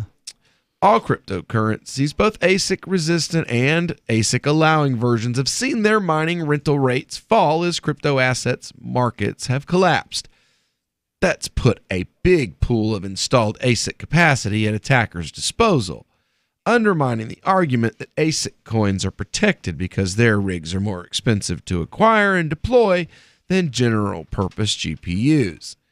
It's true that there's not enough rented hashing power to reach 51%, then an attacker will face a bigger barrier if they must deploy new ASICs to get there. But if the attacker's already a large-scale ASIC miner, it's not really that big of a leap. Some developers are seeing Vertcoin's experience as a warning for all cryptocurrencies, viewing this bear market, which is playing havoc with mining profitability, as an all-encompassing threat to consensus models. Even before the worst of the downturn, 51% attacks seem to be becoming more common. In comments on a Twitter thread he started regarding Nesbitt's blog post, Zcash developer Zuko Wilcox suggested the threat was quite wide indeed. There's no reason to think the same couldn't happen to Zcash, Ethereum, or even Bitcoin, he said. We saw what happened at the beginning of the downturn. Zencash got hit. Did it? Remember? No. You don't remember? We had them on to talk about it. We cover so much. The double spend. It was the same thing. Rented hardware. Oh, that's right. But they already had solutions to prevent it from happening again when they came on the show. Yeah. I do remember that. So when we get back here, we're going to continue on with this episode of The Call to Freedom. The Yellow Vest protests they're growing. They're moving. They're going international. Will we see yellow vests on the streets of America? Who knows? We'll talk about it when we get back.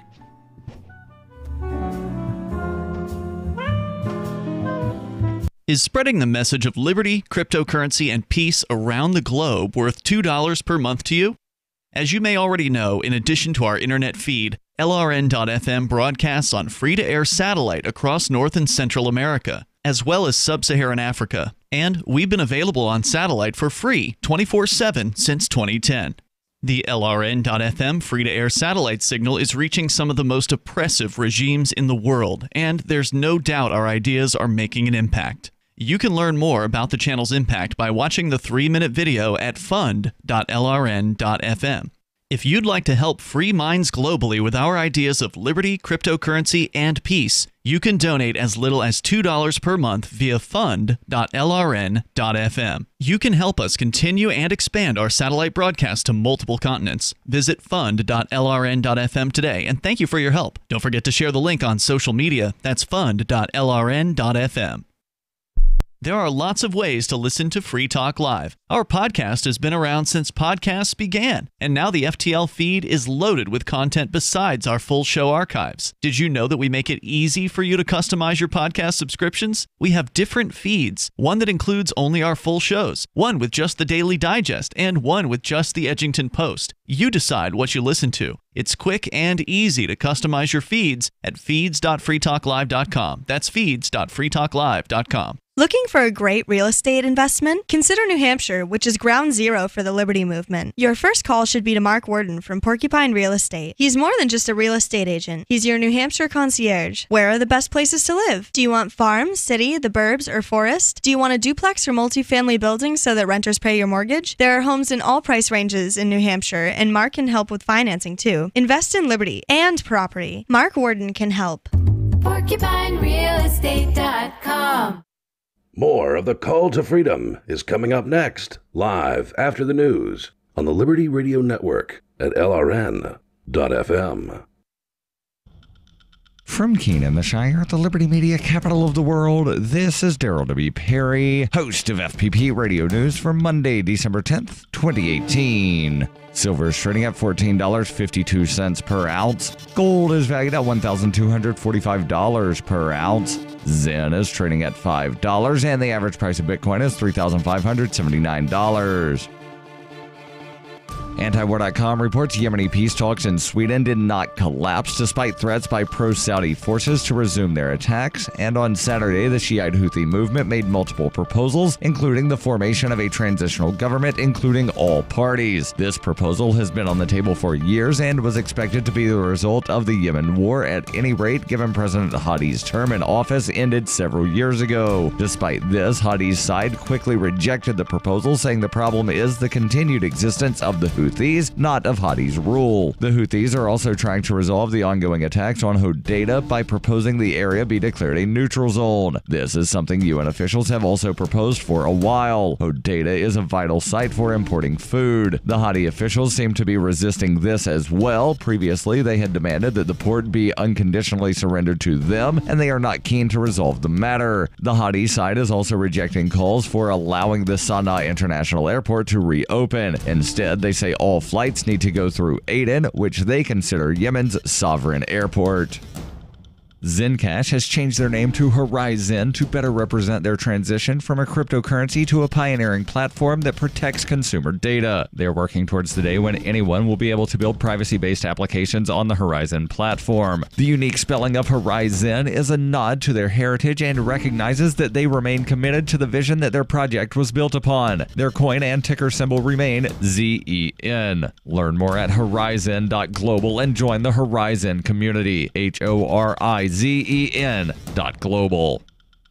UPI reports a federal appeals court denied President Donald Trump's request to strike down a lower judge's order to block the administration's asylum ban for migrants who enter the country illegally. The Ninth Circuit Court of Appeals late Friday said Trump's new rules limiting who can seek asylum go against U.S. law and are an attempt at an end run around Congress. Judge Jay Bybee, a President George W. Bush appointee, wrote for the majority, "Just as we may not, as we are often reminded, legislate from the bench, neither may the executive legislate from the Oval Office." The court, which has frequently come under fire by Trump for being too liberal, voted 2-1 against the president. In November, Trump signed a proclamation saying only migrants who present themselves to official ports of entry along the southwest border can claim asylum. Migrants who cross illegally, he said, would be held until deportation. Administration officials say Trump has the authority to institute the new rule in the same way he had the authority to implement a travel ban to people from majority Muslim countries. U.S. law, though, says the government must accept all asylum claims. Immigration advocates, though, sued the Trump administration over the rules, saying they are illegal and put people's lives in danger. U.S. District Judge John S. Tygar of the Northern District of California agreed, implementing a temporary restraining order on the ban. The American Civil Liberties Union, one of the organizations involved in the lawsuit, praised the ruling by the Ninth Circuit Court. Are you an advocate for free market money? Do you promote Bitcoin as an alternative in a fiat-centric world? Then you need Spendabit in your arsenal, the search engine for things you can buy with Bitcoin. Spendabit aggregates millions of products from thousands of Bitcoin-enabled merchants. Keep your money in the free economy. Visit spendabit.co today. Bitcoin merchants, ask about our merchant suite to reach even more customers. Spendabit.co. Reuters reports about 250,000 people in the U.S. Southeast were without power on Monday, and hundreds of flights were canceled after a storm dumped 20 inches of snow and left one motorist dead. The Weather Prediction Center of the National Weather Service said the storm went back out to sea, but the region will stay cold this week. Lead forecaster Michael Schichtel said, "This remains a dangerous system even after it moves off the coast. It's slow to move off the Carolinas, but a saving grace that it is not going to hit New England." One motorist died outside Charlotte, North Carolina on Sunday, and divers searched for a driver whose 18-wheeler was found in a river in Kinston, North Carolina, according to an NBC affiliate in Raleigh. Motorists in North Georgia, the Carolinas, and Virginia can expect snow and ice on Monday. More than 300,000 customers were without power in the Carolinas, Tennessee, and Virginia. The storm prompted more than 1,000 flight cancellations at Charlotte Douglas International Airport and other airports across the region. This has been FPP Radio News. Online at fppradio.com.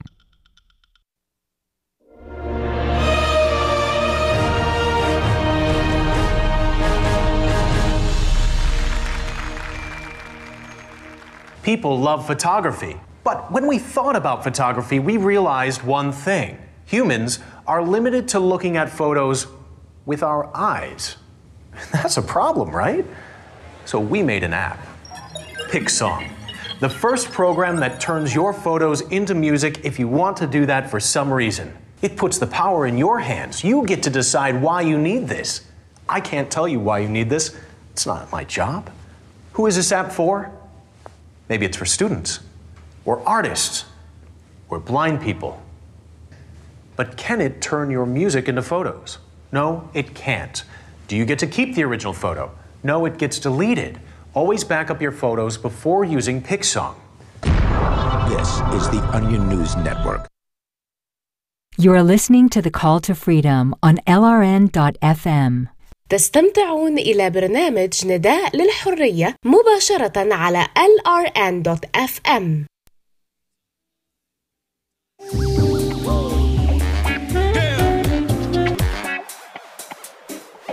You tell them.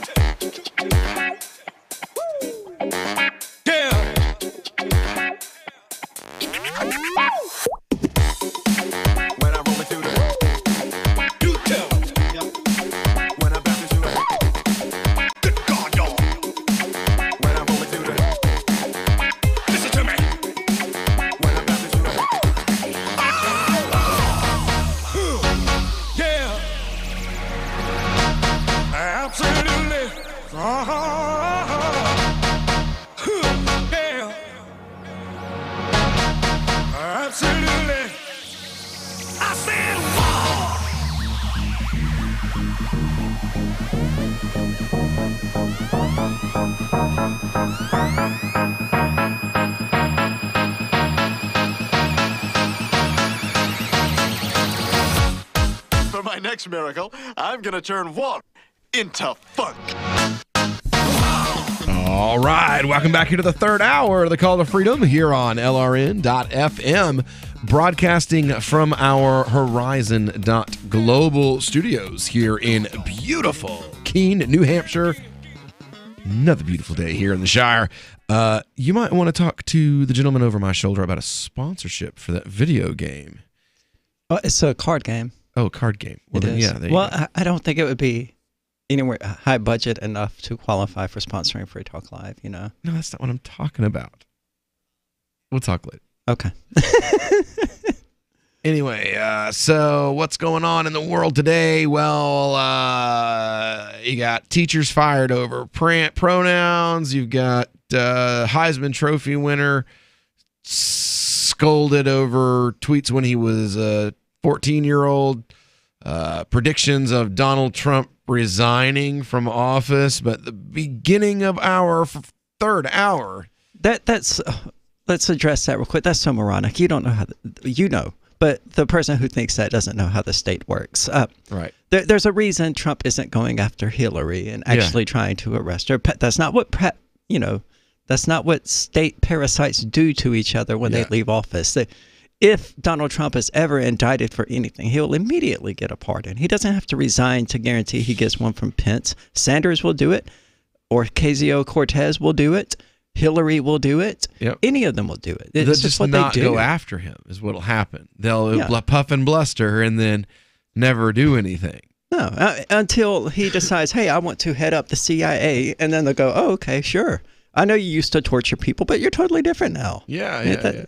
Welcome to statism. Scooter Libby is the only time I've seen anybody really go down for anything since the Nixon era. Yeah, but did he actually kill somebody? No, Scooter Libby was the one that went the CIA thing where they leaked the name of the CIA girl and her family to the public because she spoke out. She wrote a book or something about how the yellow cake in Nigeria was BS. And she was the whistleblower that blew the top off of what was going on, and they released her information to the public and blew her cover, and that was like a huge breach of national security.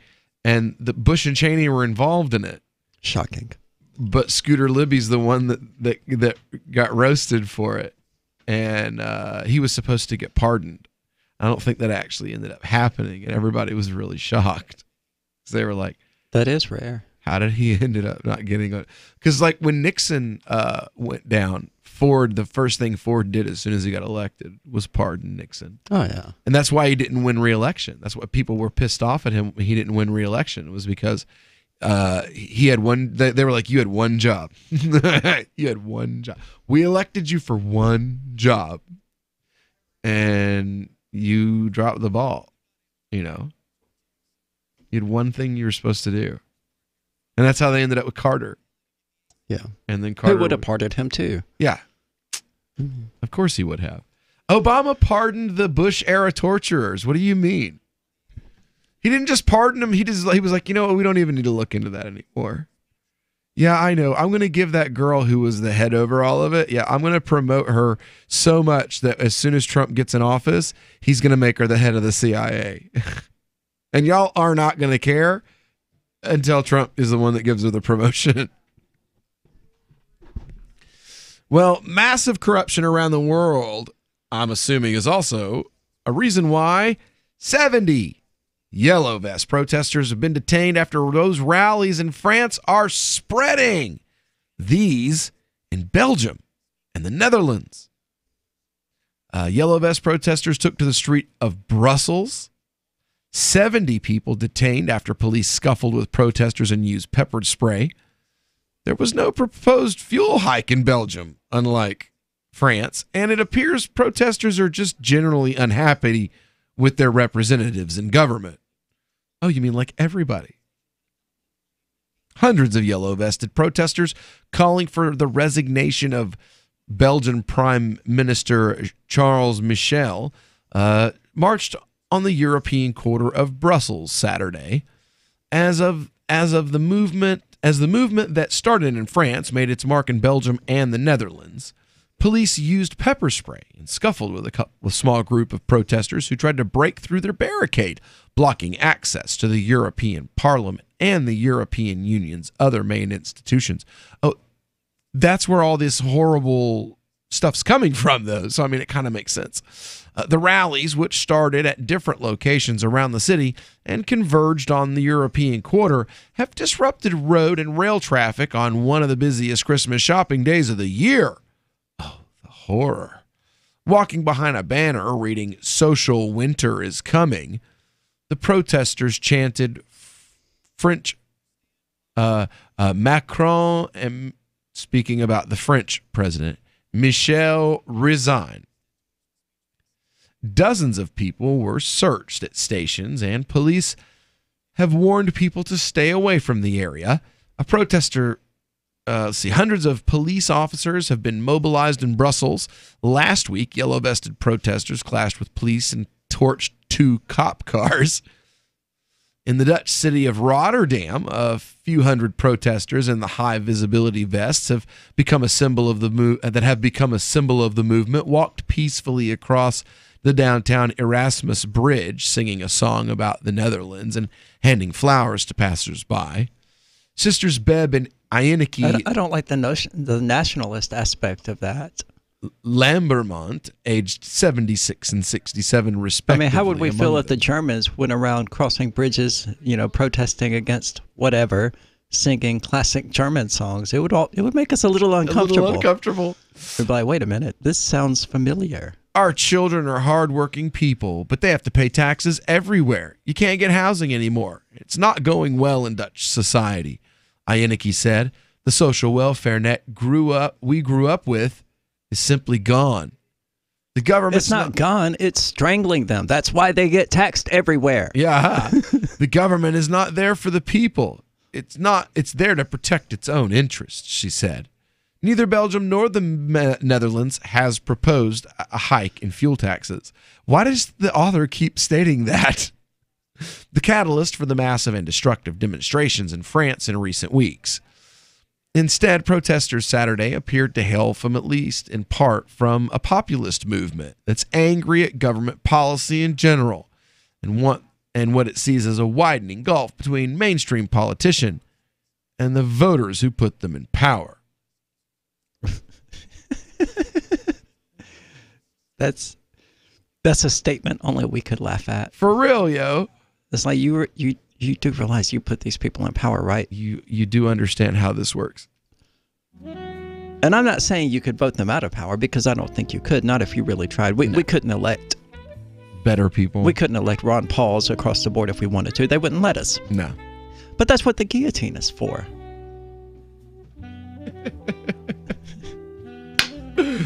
Oh, good Lord. All right, when we get back here, we're going to get into this, this other big story from the day. It even ended up in the show prep on the Discord. A teacher was fired over their usage of pronouns. We'll talk about why when we get back right after this.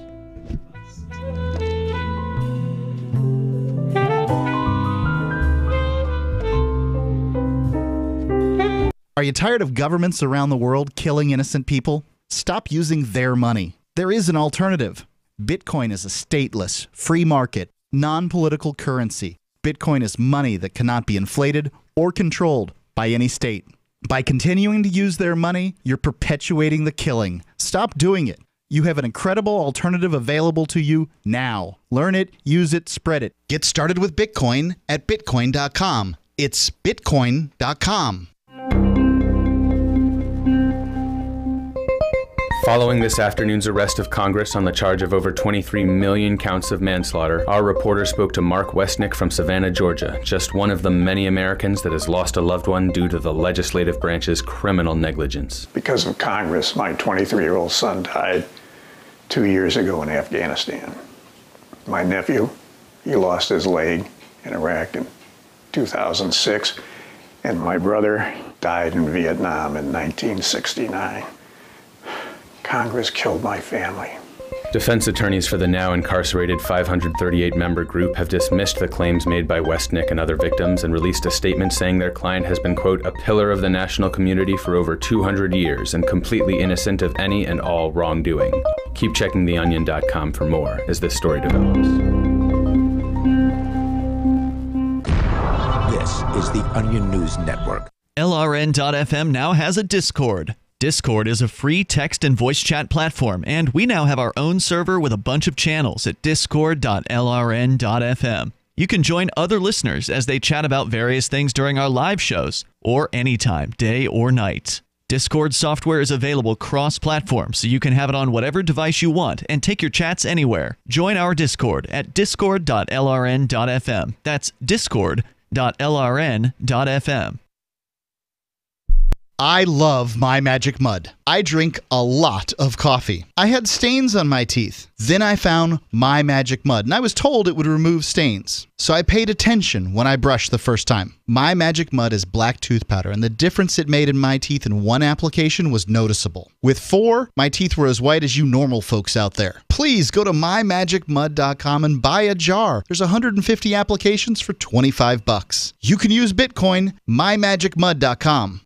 The LRN.FM social media channels have been revamped. We've eliminated Facebook and focused on other platforms like Twitter and Mastodon, the decentralized alternative to Twitter. On our accounts, you'll find posts from multiple LRN.FM show hosts together in one place. Follow us on Twitter at twitter.lrn.fm, or better yet, move to the decentralized Mastodon social media platform at toot.lrn.fm, toot.lrn.fm.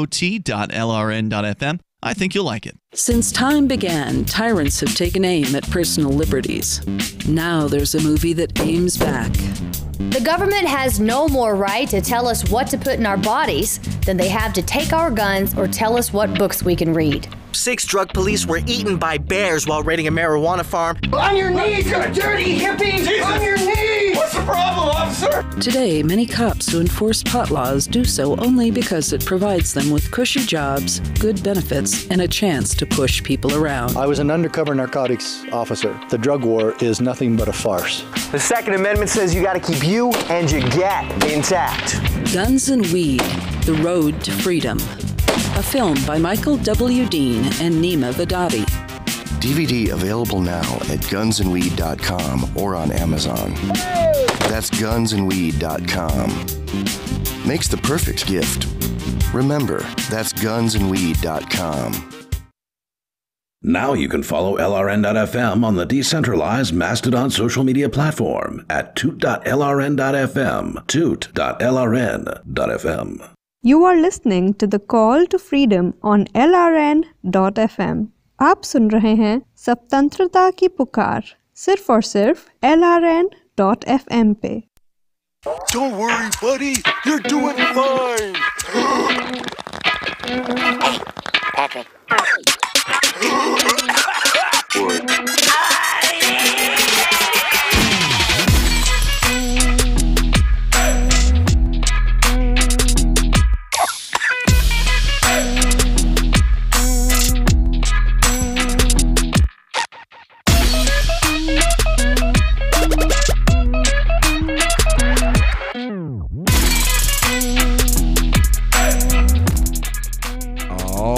Welcome back here to the Call to Freedom here on LRN.FM, broadcasting live from our Horizon Global studio here in beautiful Keene, New Hampshire. And I don't. You don't control the news. I get it. I don't control the news. I mean, I do control what news we cover. Not completely, you know. I mean, Aria brings stuff in if she wants and suggests things if she wants to, but. This is in Virginia. It's funny. I'm sorry. It's sad, and that makes it funny. You laugh at the worst things. The things that are the worst are the things that make us laugh. Did you see my Helen Keller joke the other day? Yeah, exactly. The things that are the worst are the things that make you laugh, because you have to laugh. You have no choice. Either laugh or you're gonna go crazy. Yeah. Yeah, exactly. So first, we're gonna get this from the local news. Oh, I guess that didn't work. Oh, it did. Students and community members line the hallways of the school, some in support for Peter Vlaming and others in support for the transgender student. Vlaming's attorney, Sean Voiles, argues his client has rights as a teacher. The student is absolutely free to identify however the student pleases. The school board, though, adopted one viewpoint and then required Mr. Vlaming, at the cost of his job, to repeat that ideology, to repeat that viewpoint. That's where that's compelled speech. That's where it violates his First Amendment rights that he does still retain That's where as a it public becomes employee. This public issue came to a humiliation crux through the during a virtual Inquisition. reality exercise back in October, where Vlaming says he called out, quote, "Don't let her walk into the wall," as the transgender student walked in that direction. Vlaming claims it was a slip of the tongue. I'm totally happy to use the new name. I'm happy to avoid female pronouns so as not to offend, because I'm not here to provoke. That was, in fact, discriminatory because all the other students were being used. Okay. Why does this guy sound exactly like that old white teacher who got in trouble for saying the N-word a few years ago? Like, exactly like him. Okay, what I want to know is, why is it such a horrible thing that a student was about to walk into a wall? Because he was supposed to say him instead of her. Yeah, evidently. Okay, if I'm about to be injured, I'm not. Call me the Queen of England. I don't really care. That's where we go far beyond being reasonable. I mean, people have slips. I get called a male every night at work, or him, or whatever. It just let it go. They're not trying to be offensive. They're not trying to be insulting. It's just, you're expecting people to rewrite the part of their brain that tells them who to refer to as he and who to refer to as she. Mm-hmm. That's asking a lot of people, and it's not easy to do. Not at all. It's like asking people to call you a name you've chosen for yourself. That's one thing. That's really hard, though. It's hard to get really people hard. to change the name they know you as. Yeah, sure. But even that, it's like, okay, you want to go by. You've had this religious experience, and you want to go by Mohammed now, or the great Buddha the Third, Janishanti or whatever. Yeah. So okay, I'll go with that.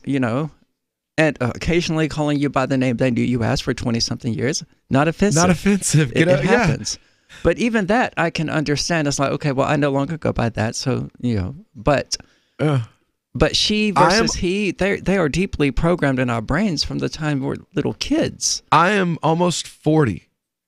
I'm pushing 40. A couple more years. I'm almost 38 now.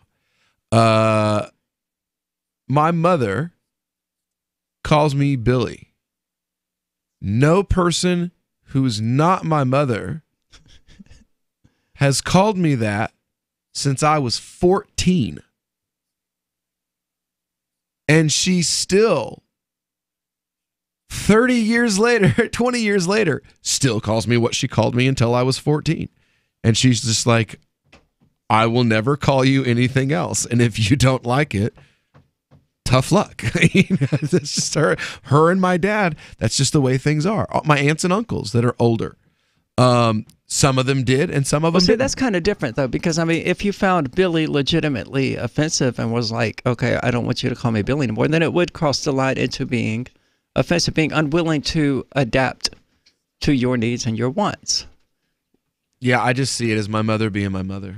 Yeah, but see, you're not offended by Billy. It's not a sore point for you. I don't like it. I don't like the name at all. I really don't like the name. I had someone call me Jim once. Oh my God, it made me so mad. Yeah, it's like a nobody nickname has for ever my called actual me that, name. and if you ever call me that again, I will jam this pin in your neck. It's a nickname for my actual name, William. Yeah, but so is Will. But they're the only ones that are allowed to call me that. You can tell if my wife is pissed off at me. She's supremely, because she'll call me that when she's supremely pissed off at me sometimes. What, William? No, Billy. Billy? Because she knows that it makes me mad when she does it. Yeah, sounds about right. So women, man, you gotta love them, man, and love them or be gay. And I just can't. I'm sorry, it doesn't work for me. Used pronouns, but this student was not being used pronouns. Following this incident, Vlaming was placed on paid administrative leave after the West Point principal said Vlaming did not obey his directive to use the proper identity pronouns. An investigation was launched by the superintendent, who moved forward with a recommendation to fire Vlaming. That discrimination then leads to creating a hostile learning environment. The policy speaks not one word about pronoun usage. There is absolutely nothing in the policy, as the witness has admitted from the school division, that speaks to that issue, which makes that policy so problematic. It leaves it completely up to the interpretation of individuals. In a statement following the board's decision, the superintendent stated the school board does have policies that prohibit discrimination on the basis of gender identity. This is a new That's issue not discrimination. in this country, and these administrators had just 2 words that were added to their policies: gender identity, and they decided on their own, what does it mean to discriminate based on gender identity? Voyles says he's assessing all his options at this point, including an appeal with the circuit court. On your side in West Point, Karina Bolster, NBC 12 News. I mean, he can forget that appeal. They're not going to overturn the result of the witch hunt. First of all, employers, dude, quit crying. Employers have the power to set conditions on your employment. If they tell you to use a certain word and you don't, they can fire you, and it's not a violation of your free speech. But moreover, it's not discrimination. Well, no, he's not saying, he's saying they're compelling him. They're trying to force him to say something. Employers can still do that. And if you don't like it, you can quit. Government or be employer. fired. Yeah, You work for the state. Yeah, well, he shouldn't work for the state. That- That's if it was- immoral if on it's its a own. private- He's operating on stolen funds. Screw him. Cry harder, dude. Hey guys, Mark Claire here, lionsofliberty.com, where we strive to advance the ideas of liberty daily. We bring you the Morning Roar. That's right, every Monday to Friday we'll have a brand new edition of the Morning Roar, where we provide a roundup of some news stories that you may not find in the mainstream media or even in your typical social media newsfeed. We find stories that relate to the ideas of liberty and provide you with our liberty perspective on them. Every Monday, we have our longest running feature, Mondays with Murray, named after the great libertarian Murray Rothbard, where we'll examine an article or an excerpt from his works and help convey his view, along with our little spin as well. We wrap it all up every Friday with Felony Friday, where our own John Odermatt goes out and takes a look at some sort of felony. There's felonies committed every day, you know, whether it's a felony committed by the police, a politician, or even an average citizen. You can find all of this and so much more over at lionsofliberty.com. Advancing the ideas of liberty daily. So you've signed the Shire Society Declaration and are planning your move to New Hampshire to be around more liberty-oriented people. Next, sign up for the Shire Society Forum at forum.shiresociety.com. There are a bunch of people there who are already in the Shire, and they want to meet you. If you're already in the Shire physically, you should also come by the forums. Remember, not everyone uses Facebook. New people are signing up for the Shire Society Forum every month, so drop in and say hello at forum.shiresociety.com. So the protection of life, liberty, and property is what the Free State Project is all about. But it's an effort to move 20,000 people who understand. It's about demonstrating to the entire country that, yeah, we can have a free market, a truly free market. Making it just a freer, great place to live. It's the world's largest voluntarist libertarian community, and it's only getting bigger. That's amazing, to be able to move to a place where other people passionately believe in being free and independent. What the Free State Project is managing to do, though, is to put their money where their mouth is. It's physically getting up across the country and saying, let's go someplace and let's demonstrate the power of these ideas. There's a lot of kind of philosophy that surrounds liberty. There's a lot of thinking about it and talking about it. But here in New Hampshire, people are doing it. 101 Reasons Liberty Lives in New Hampshire, a documentary by Free State Project Early Movers. Watch it free at 101reasonsfilm.com. 101reasonsfilm.com. Imagine someone in your community getting in their car, turning on the radio, and hearing the Liberty Radio Network. You can make that vision a reality with your own micro radio station. Visit broadcast.lrn.fm to learn how you can put our programs on the air in your area. You can have LRN.FM running around the clock, and you can even add in your own local shows. Building a radio station is simple, but programming isn't. That's where LRN.FM comes in. Learn more at broadcast.lrn.fm. That's broadcast.lrn.fm. You can't win if you don't enter, and you actually can improve your chances of winning a prize drawing if you wrinkle up your entry blank. I'm Holland Cook from survivalspeech.com, and I speak from experience. Why this works: if they'll be spinning the drum before drawing, your entry blank will move around more than, and not adhere to, other perfectly flat entry blanks. And if they don't spin the drum and merely reach into a box full of other perfectly flat entry blanks, many of which are sticking together, yours will feel different to the person reaching in. When you win, act surprised. And if you're looking for work, this is a metaphor.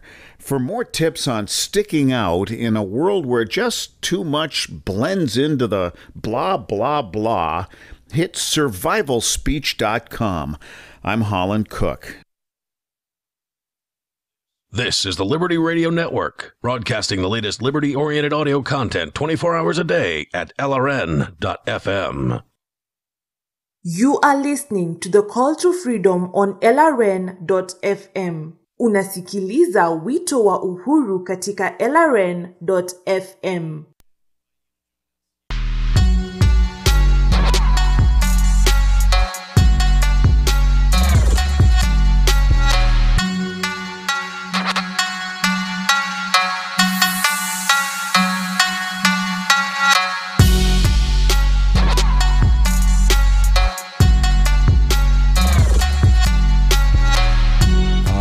Welcome back here to the Call to Freedom here on LRN.FM, broadcasting live from our Horizon.global studio here in beautiful Keene, New Hampshire. And, well, the first story of idiocy, well, it segues just perfectly into the second story from this weekend. Kyler Murray forced to apologize after old homophobic tweets surface hours after he won the Heisman Trophy. See, Kyler Murray won the Heisman Trophy Saturday night, making him the second straight quarterback from Oklahoma to win college football's most prestigious award. And just hours after winning the award, several of his old, I'm going to put air quotes around it because, and they should be, homophobic tweets surfaced on Twitter. Let's see here. Kyler Murray tweets. Wait till they see what I've said. Now, this is from February 5th of 2012. Okay.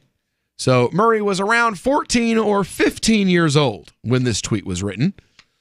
Friend of Kyler Murray's, Corey Williams, says, you going to let talk to like that, Dub D? So a horrible, yeah. Yeah. And to which Kyler Murray responded, y'all queers. You know, last night at work, somebody asked me what my favorite color was, and I said, I've already answered that. He's like, well, I don't remember. And I still didn't answer. He goes, it's probably some queer one like purple or something. And I laughed. It was funny. Well, on Sunday, 3 o'clock in the morning, wow. You know, like some publicist called him like, you've got to get up and tweet. Okay, I'll do it in the morning. No, now. Put the fire out now. Or they'll take the you're going to lose the Heisman. The Heisman, that's a sports thing, right? Yeah, the Heisman Trophy. It's like the most prestigious award in college football. Okay. Kyler Murray tweets at 3:11 in the morning on Sunday. I apologize for the tweets that have come to light tonight from when I was 14 and 15 years old. I used a poor choice of words that doesn't reflect who I am or what I believe. I did not intend to single out any individual or group. Look, this is really easy, dude. Just pretend to be gay. Somebody. Just post a picture of you holding some dude's hand and all of it will go away. Yeah, he said queer like a dozen times from 2011. We used to play a game called Smear the Queer. Yeah, so did I. Yeah, it was kind of a... I mean, it was kind of gay, really, when you stop to think about football, but... Oklahoma didn't immediately respond to a request for comment from USA Today on Saturday night. Why would you? Like, this is... Why is this... Why was it ever anything, A, that he had to apologize for? Because, I mean, he's like 22 now, so who cares? I texted him at 11 o'clock on a Saturday night, and he didn't respond about something he tweeted when he was 14. Clearly, we just gave the Heisman to Hitler. Murray is now the latest athlete to have old racist, homophobic, or offensive tweets resurface.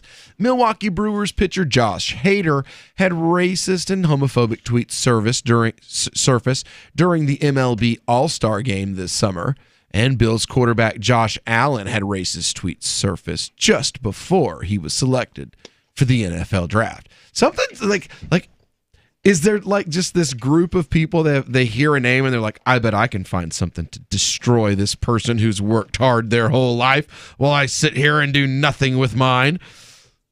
Because, I mean, that's literally what it looks like. Because if you've got enough time to read somebody's Twitter feed all the way back to 2011 to dig up some dirt, you know what I'm saying?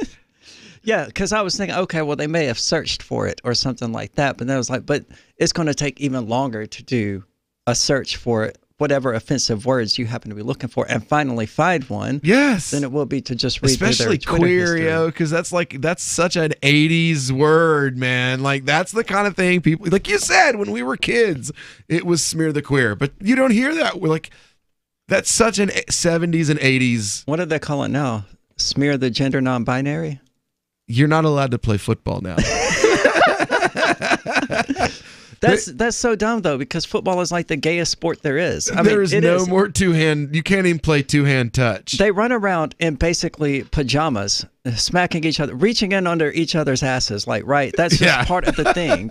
And it just happens to be shaped like a giant bed, and it has these bedposts at the end. I mean, come on. It's the gayest sport there is. The only gayer sport is billiards, because then you're just knocking balls into holes with a stick. That's the only sport out there that's gayer than football. Come at me, bro. Oh, well, I mean, what do you expect from a sport that part of the way that you play is you make sure that your thumbs caress the inner thigh of the guy in front of you? And that he's bent over all the way. I want you to Man, I hope Charlie didn't eat no beans last night. I want you to bend over. I'm going to reach in right here. Yeah. Right here. And I want you to pass me a ball. That's shaped like the head of a penis. Yeah, it does not get gayer than that. And we're going to be wearing these things that look just like pajamas.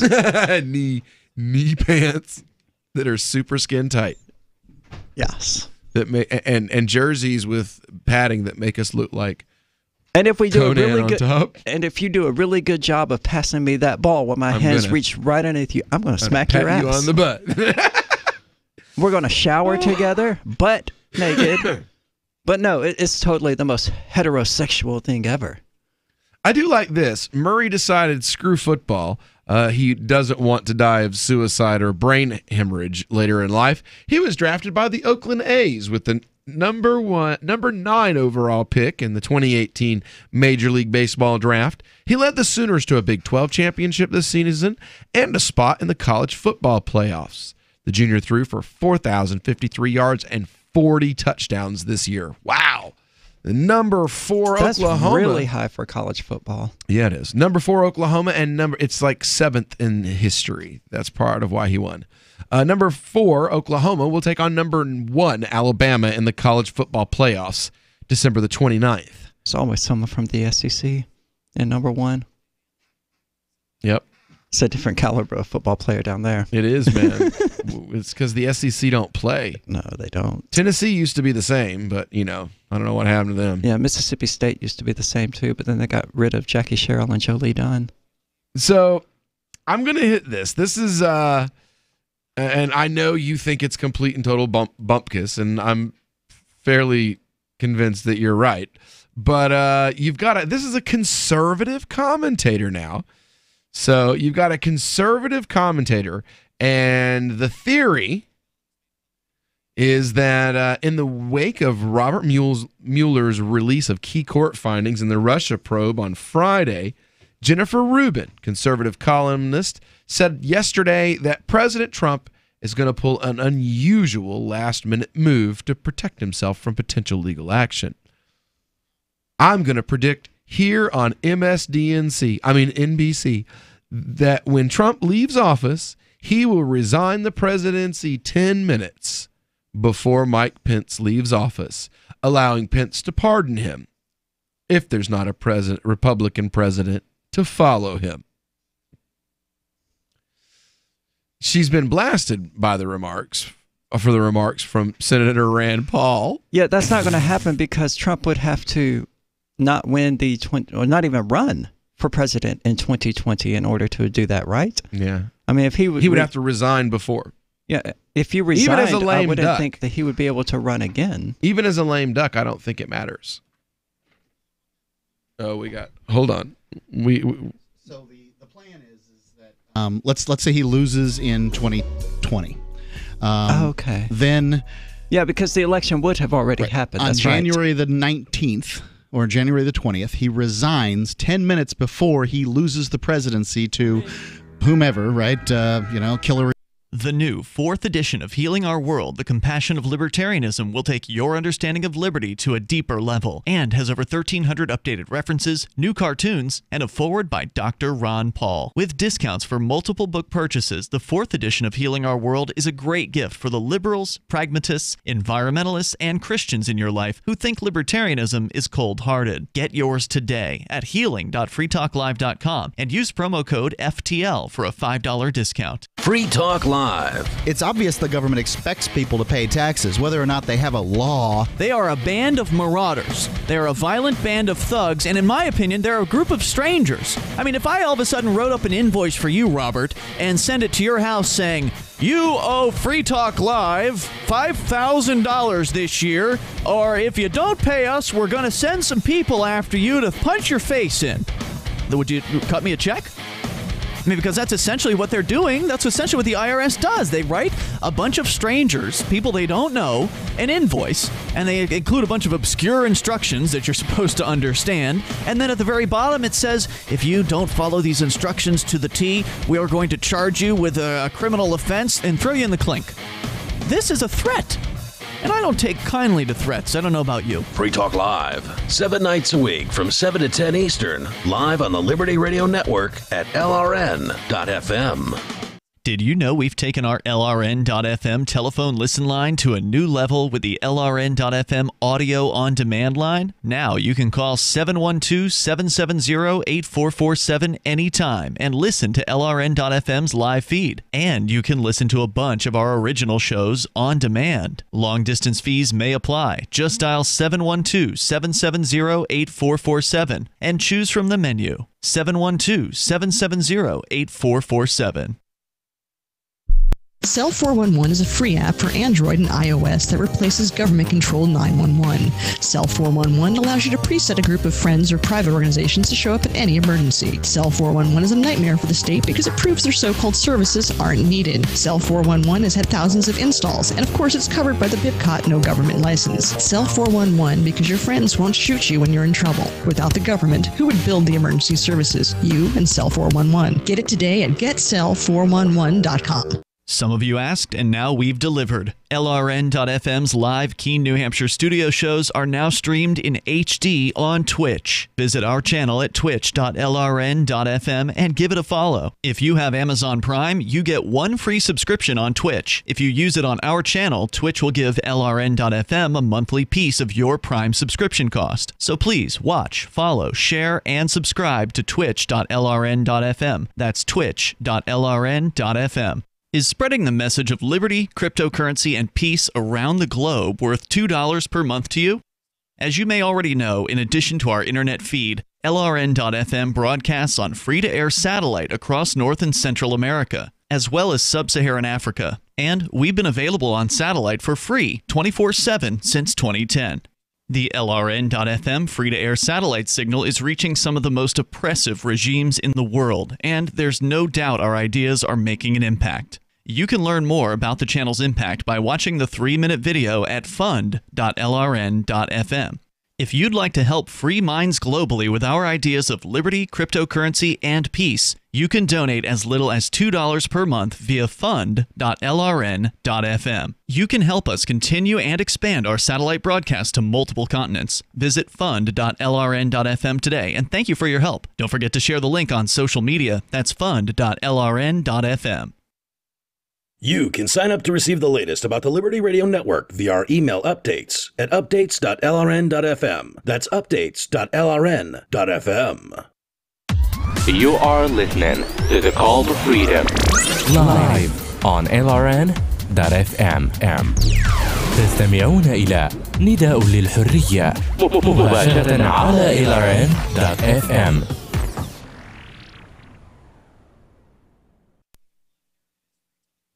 Are we back? No. Focus our discussion first on marijuana, okay? Marijuana has a very distinct smell, okay? I'm going to pass around just a little tiny bit, and I want you all to take a smell so you know when someone is smoking marijuana near you.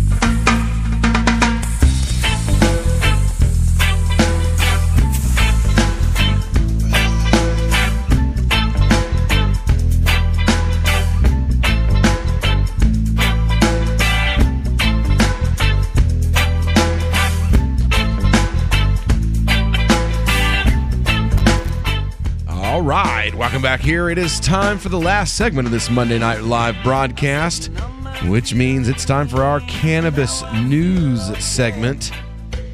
Good news. I love being able to cover good news. I really do. I love being able to cover good news. The parents, you remember hearing about those parents that got arrested, they try to take their children away from them. Parents who gave cannabis oil treatments to their son to treat autism. No convictions recorded. Good. Central Queensland mother and father have escaped jail time for administering homegrown cannabis oil to their 5-year-old son with autism. Jamie Blake and... Well, I mean, if you can pray over your child instead of treating them and not go to jail for it, it seems like cannabis should similarly be acceptable. I mean, I know that's been controversial in the past, and, you know, I'm not weighing in on it one way or the other, but I know it's legally, you're not going to be charged with, you know, reckless child endangerment or whatever if your 6-year-old has cancer and all you do is pray over them. Actually, yeah, you will. You will? You will now. Okay. Yep. There have been parents that have been charged for faith healing because the kids died.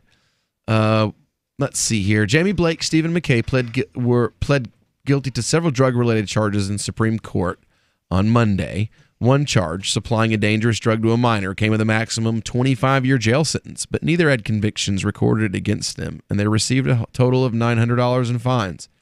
Outside court with McKay and their young children, Blake said that he was relieved. I get to go back to my family. I'm glad it's all over. I just want to go home. Poor kid, man. Government, like, if you need anything else to show you that government is evil, there's nothing more evil than parents trying desperately to make their children better. Yeah, they jerked this autistic kid out of his parents' arm. Yeah, but that's not damaging at all. You know, the cannabis oil, that was the damage. Oh, it absolutely is damaging. That's the damage thing. Autistic or not, something like that. I mean, going through crap like that is the reason I'm an anarchist today, because I learned from a very early age that it's the state. And of course, here's the beauty of socialized medicine. Police raided their home in November of 2017, found 3 small cannabis plants growing in a cupboard in their garage. See, the couple believed their son Callum had autism, although he was at the time still on a wait list for a formal diagnosis. Where was this at? Australia, where they have socialized medicine. Yeah, the beauty of socialized medicine right here, folks. The court heard Mr. Blake had sought medical advice from a high-profile figure in the medical marijuana world, Andrew Catalaris, and decided to start growing the plant himself. The ABC has seen documents stating Callum was formally diagnosed with autism earlier this year. In sentencing the duo, Justice Graham Crow described the case as almost unique.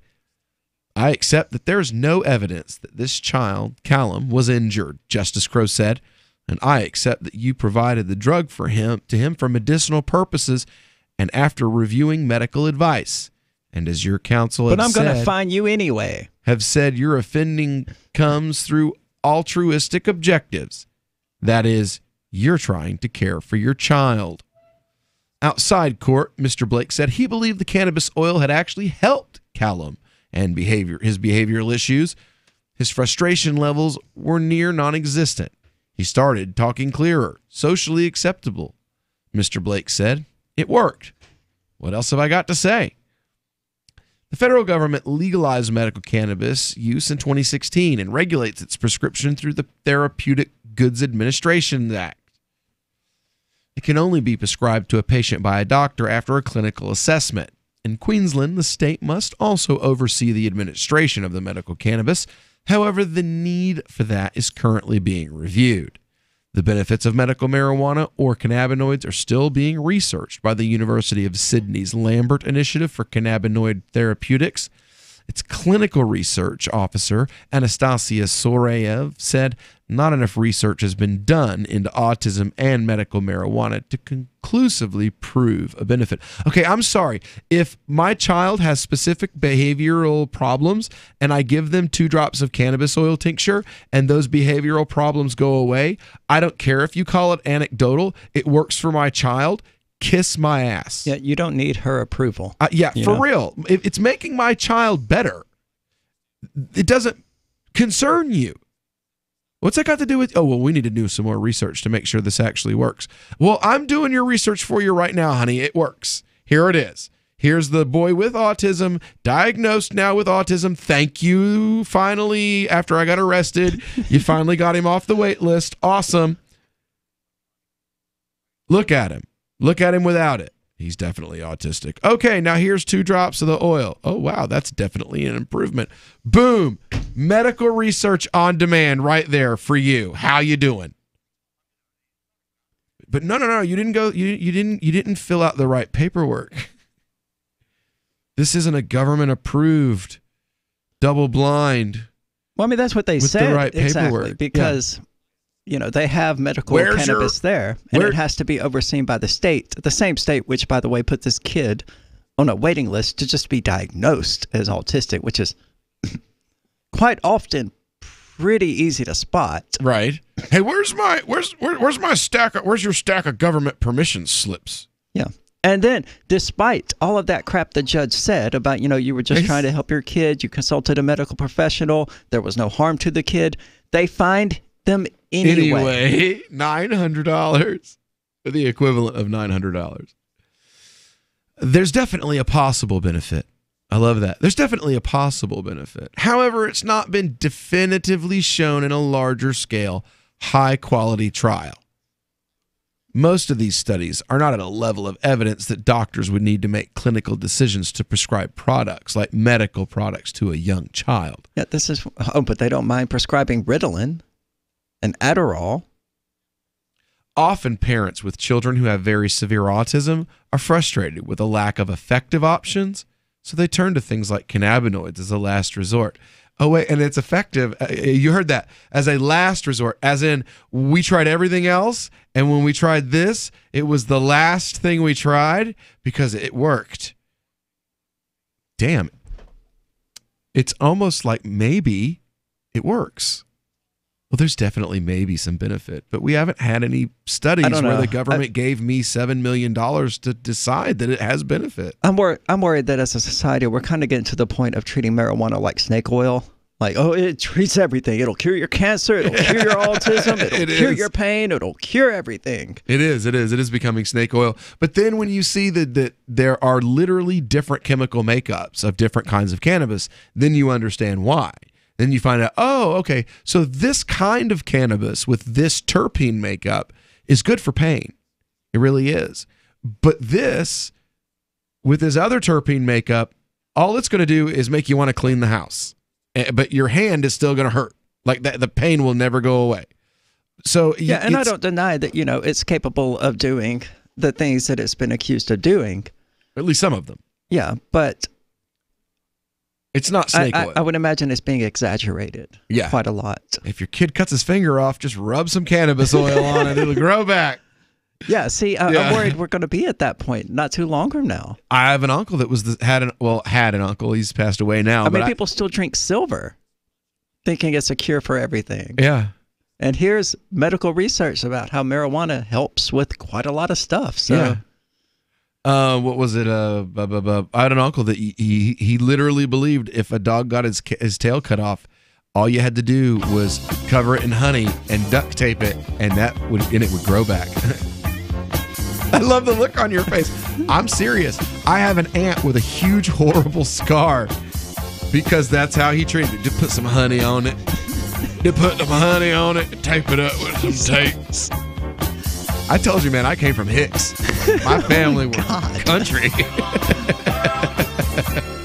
All right, we'll be back with more of the Call to Freedom tomorrow night. Our Tuesday afternoon episode, we'll have Chris Wade with us from Think Penguin.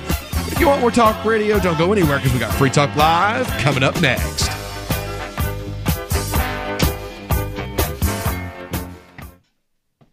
I've been told no in many different ways. I give you an order and you're going to obey it. George, you can go this way. You can do that and you have to leave here. You cannot bring signs into the rally. Walk with me. Well, I'm comfortable here, actually. Whoa, whoa. Hey. Who do you think you are? Excuse me. There is no video and audio allowed in this office. No, I have work today. You ain't going to make it. Wait now. Wait a minute. Whoa.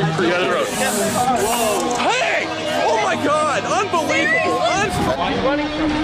Because you're scared me. You What am I being detained for? You're being served. What is this? You're being served. What is this? Bureaucrats have a funny way of telling people no. That's the sound of the men working on the chain. Derek J's Victimless Crime Spree. Watch it for free and order the Director's Cut DVD at victimlesscrimespree.com. Did you know you can listen to LRN.FM via our free-to-air satellite channels? We have channels over nearly all of North America and much of Africa. All you need is an affordable receiver and a dish as small as 30 inches. There are no monthly fees. Learn more at sat.lrn.fm. Plus, if you are a broadcaster or want to be one, this is a good delivery method for our content. See our coverage maps and get details at sat.lrn.fm. That's sat.lrn.fm. sat.lrn.fm. We've all heard about blockchain assets like Dogecoin, Ether, and Ripple. Bitcoin isn't the only player in the blockchain game any longer. And for those of us wondering how to get our hands on these digital assets, finally, there's a solution. Shapeshift.io allows you to buy and sell between your digital assets and Bitcoin instantly between your own digital wallets. I've used it with ease. Shapeshift.io. There's no account or email address needed. You send them the crypto you want to sell. They send back the crypto you want to buy. It's that easy. Shapeshift.io. You're 6 minutes away from a live episode of Free Talk Live. Listen live at freetalklive.com. From Keene, the Shire, the Liberty Media capital of the world, this is Daryl W. Perry, host of FPP Radio News for Monday, December 10th, 2018. Silver is trading at $14.52 per ounce. Gold is valued at $1,245 per ounce. Zen is trading at $5, and the average price of Bitcoin is $3,579. Antiwar.com reports Yemeni peace talks in Sweden did not collapse despite threats by pro-Saudi forces to resume their attacks, and on Saturday the Shiite Houthi movement made multiple proposals, including the formation of a transitional government including all parties. This proposal has been on the table for years and was expected to be the result of the Yemen war, at any rate given President Hadi's term in office ended several years ago. Despite this, Hadi's side quickly rejected the proposal, saying the problem is the continued existence of the Houthis, not of Hadi's rule. The Houthis are also trying to resolve the ongoing attacks on Hodeidah by proposing the area be declared a neutral zone. This is something UN officials have also proposed for a while. Hodeidah is a vital site for importing food. The Hadi officials seem to be resisting this as well. Previously, they had demanded that the port be unconditionally surrendered to them, and they are not keen to resolve the matter. The Hadi side is also rejecting calls for allowing the Sana'a International Airport to reopen. Instead, they say all flights need to go through Aden, which they consider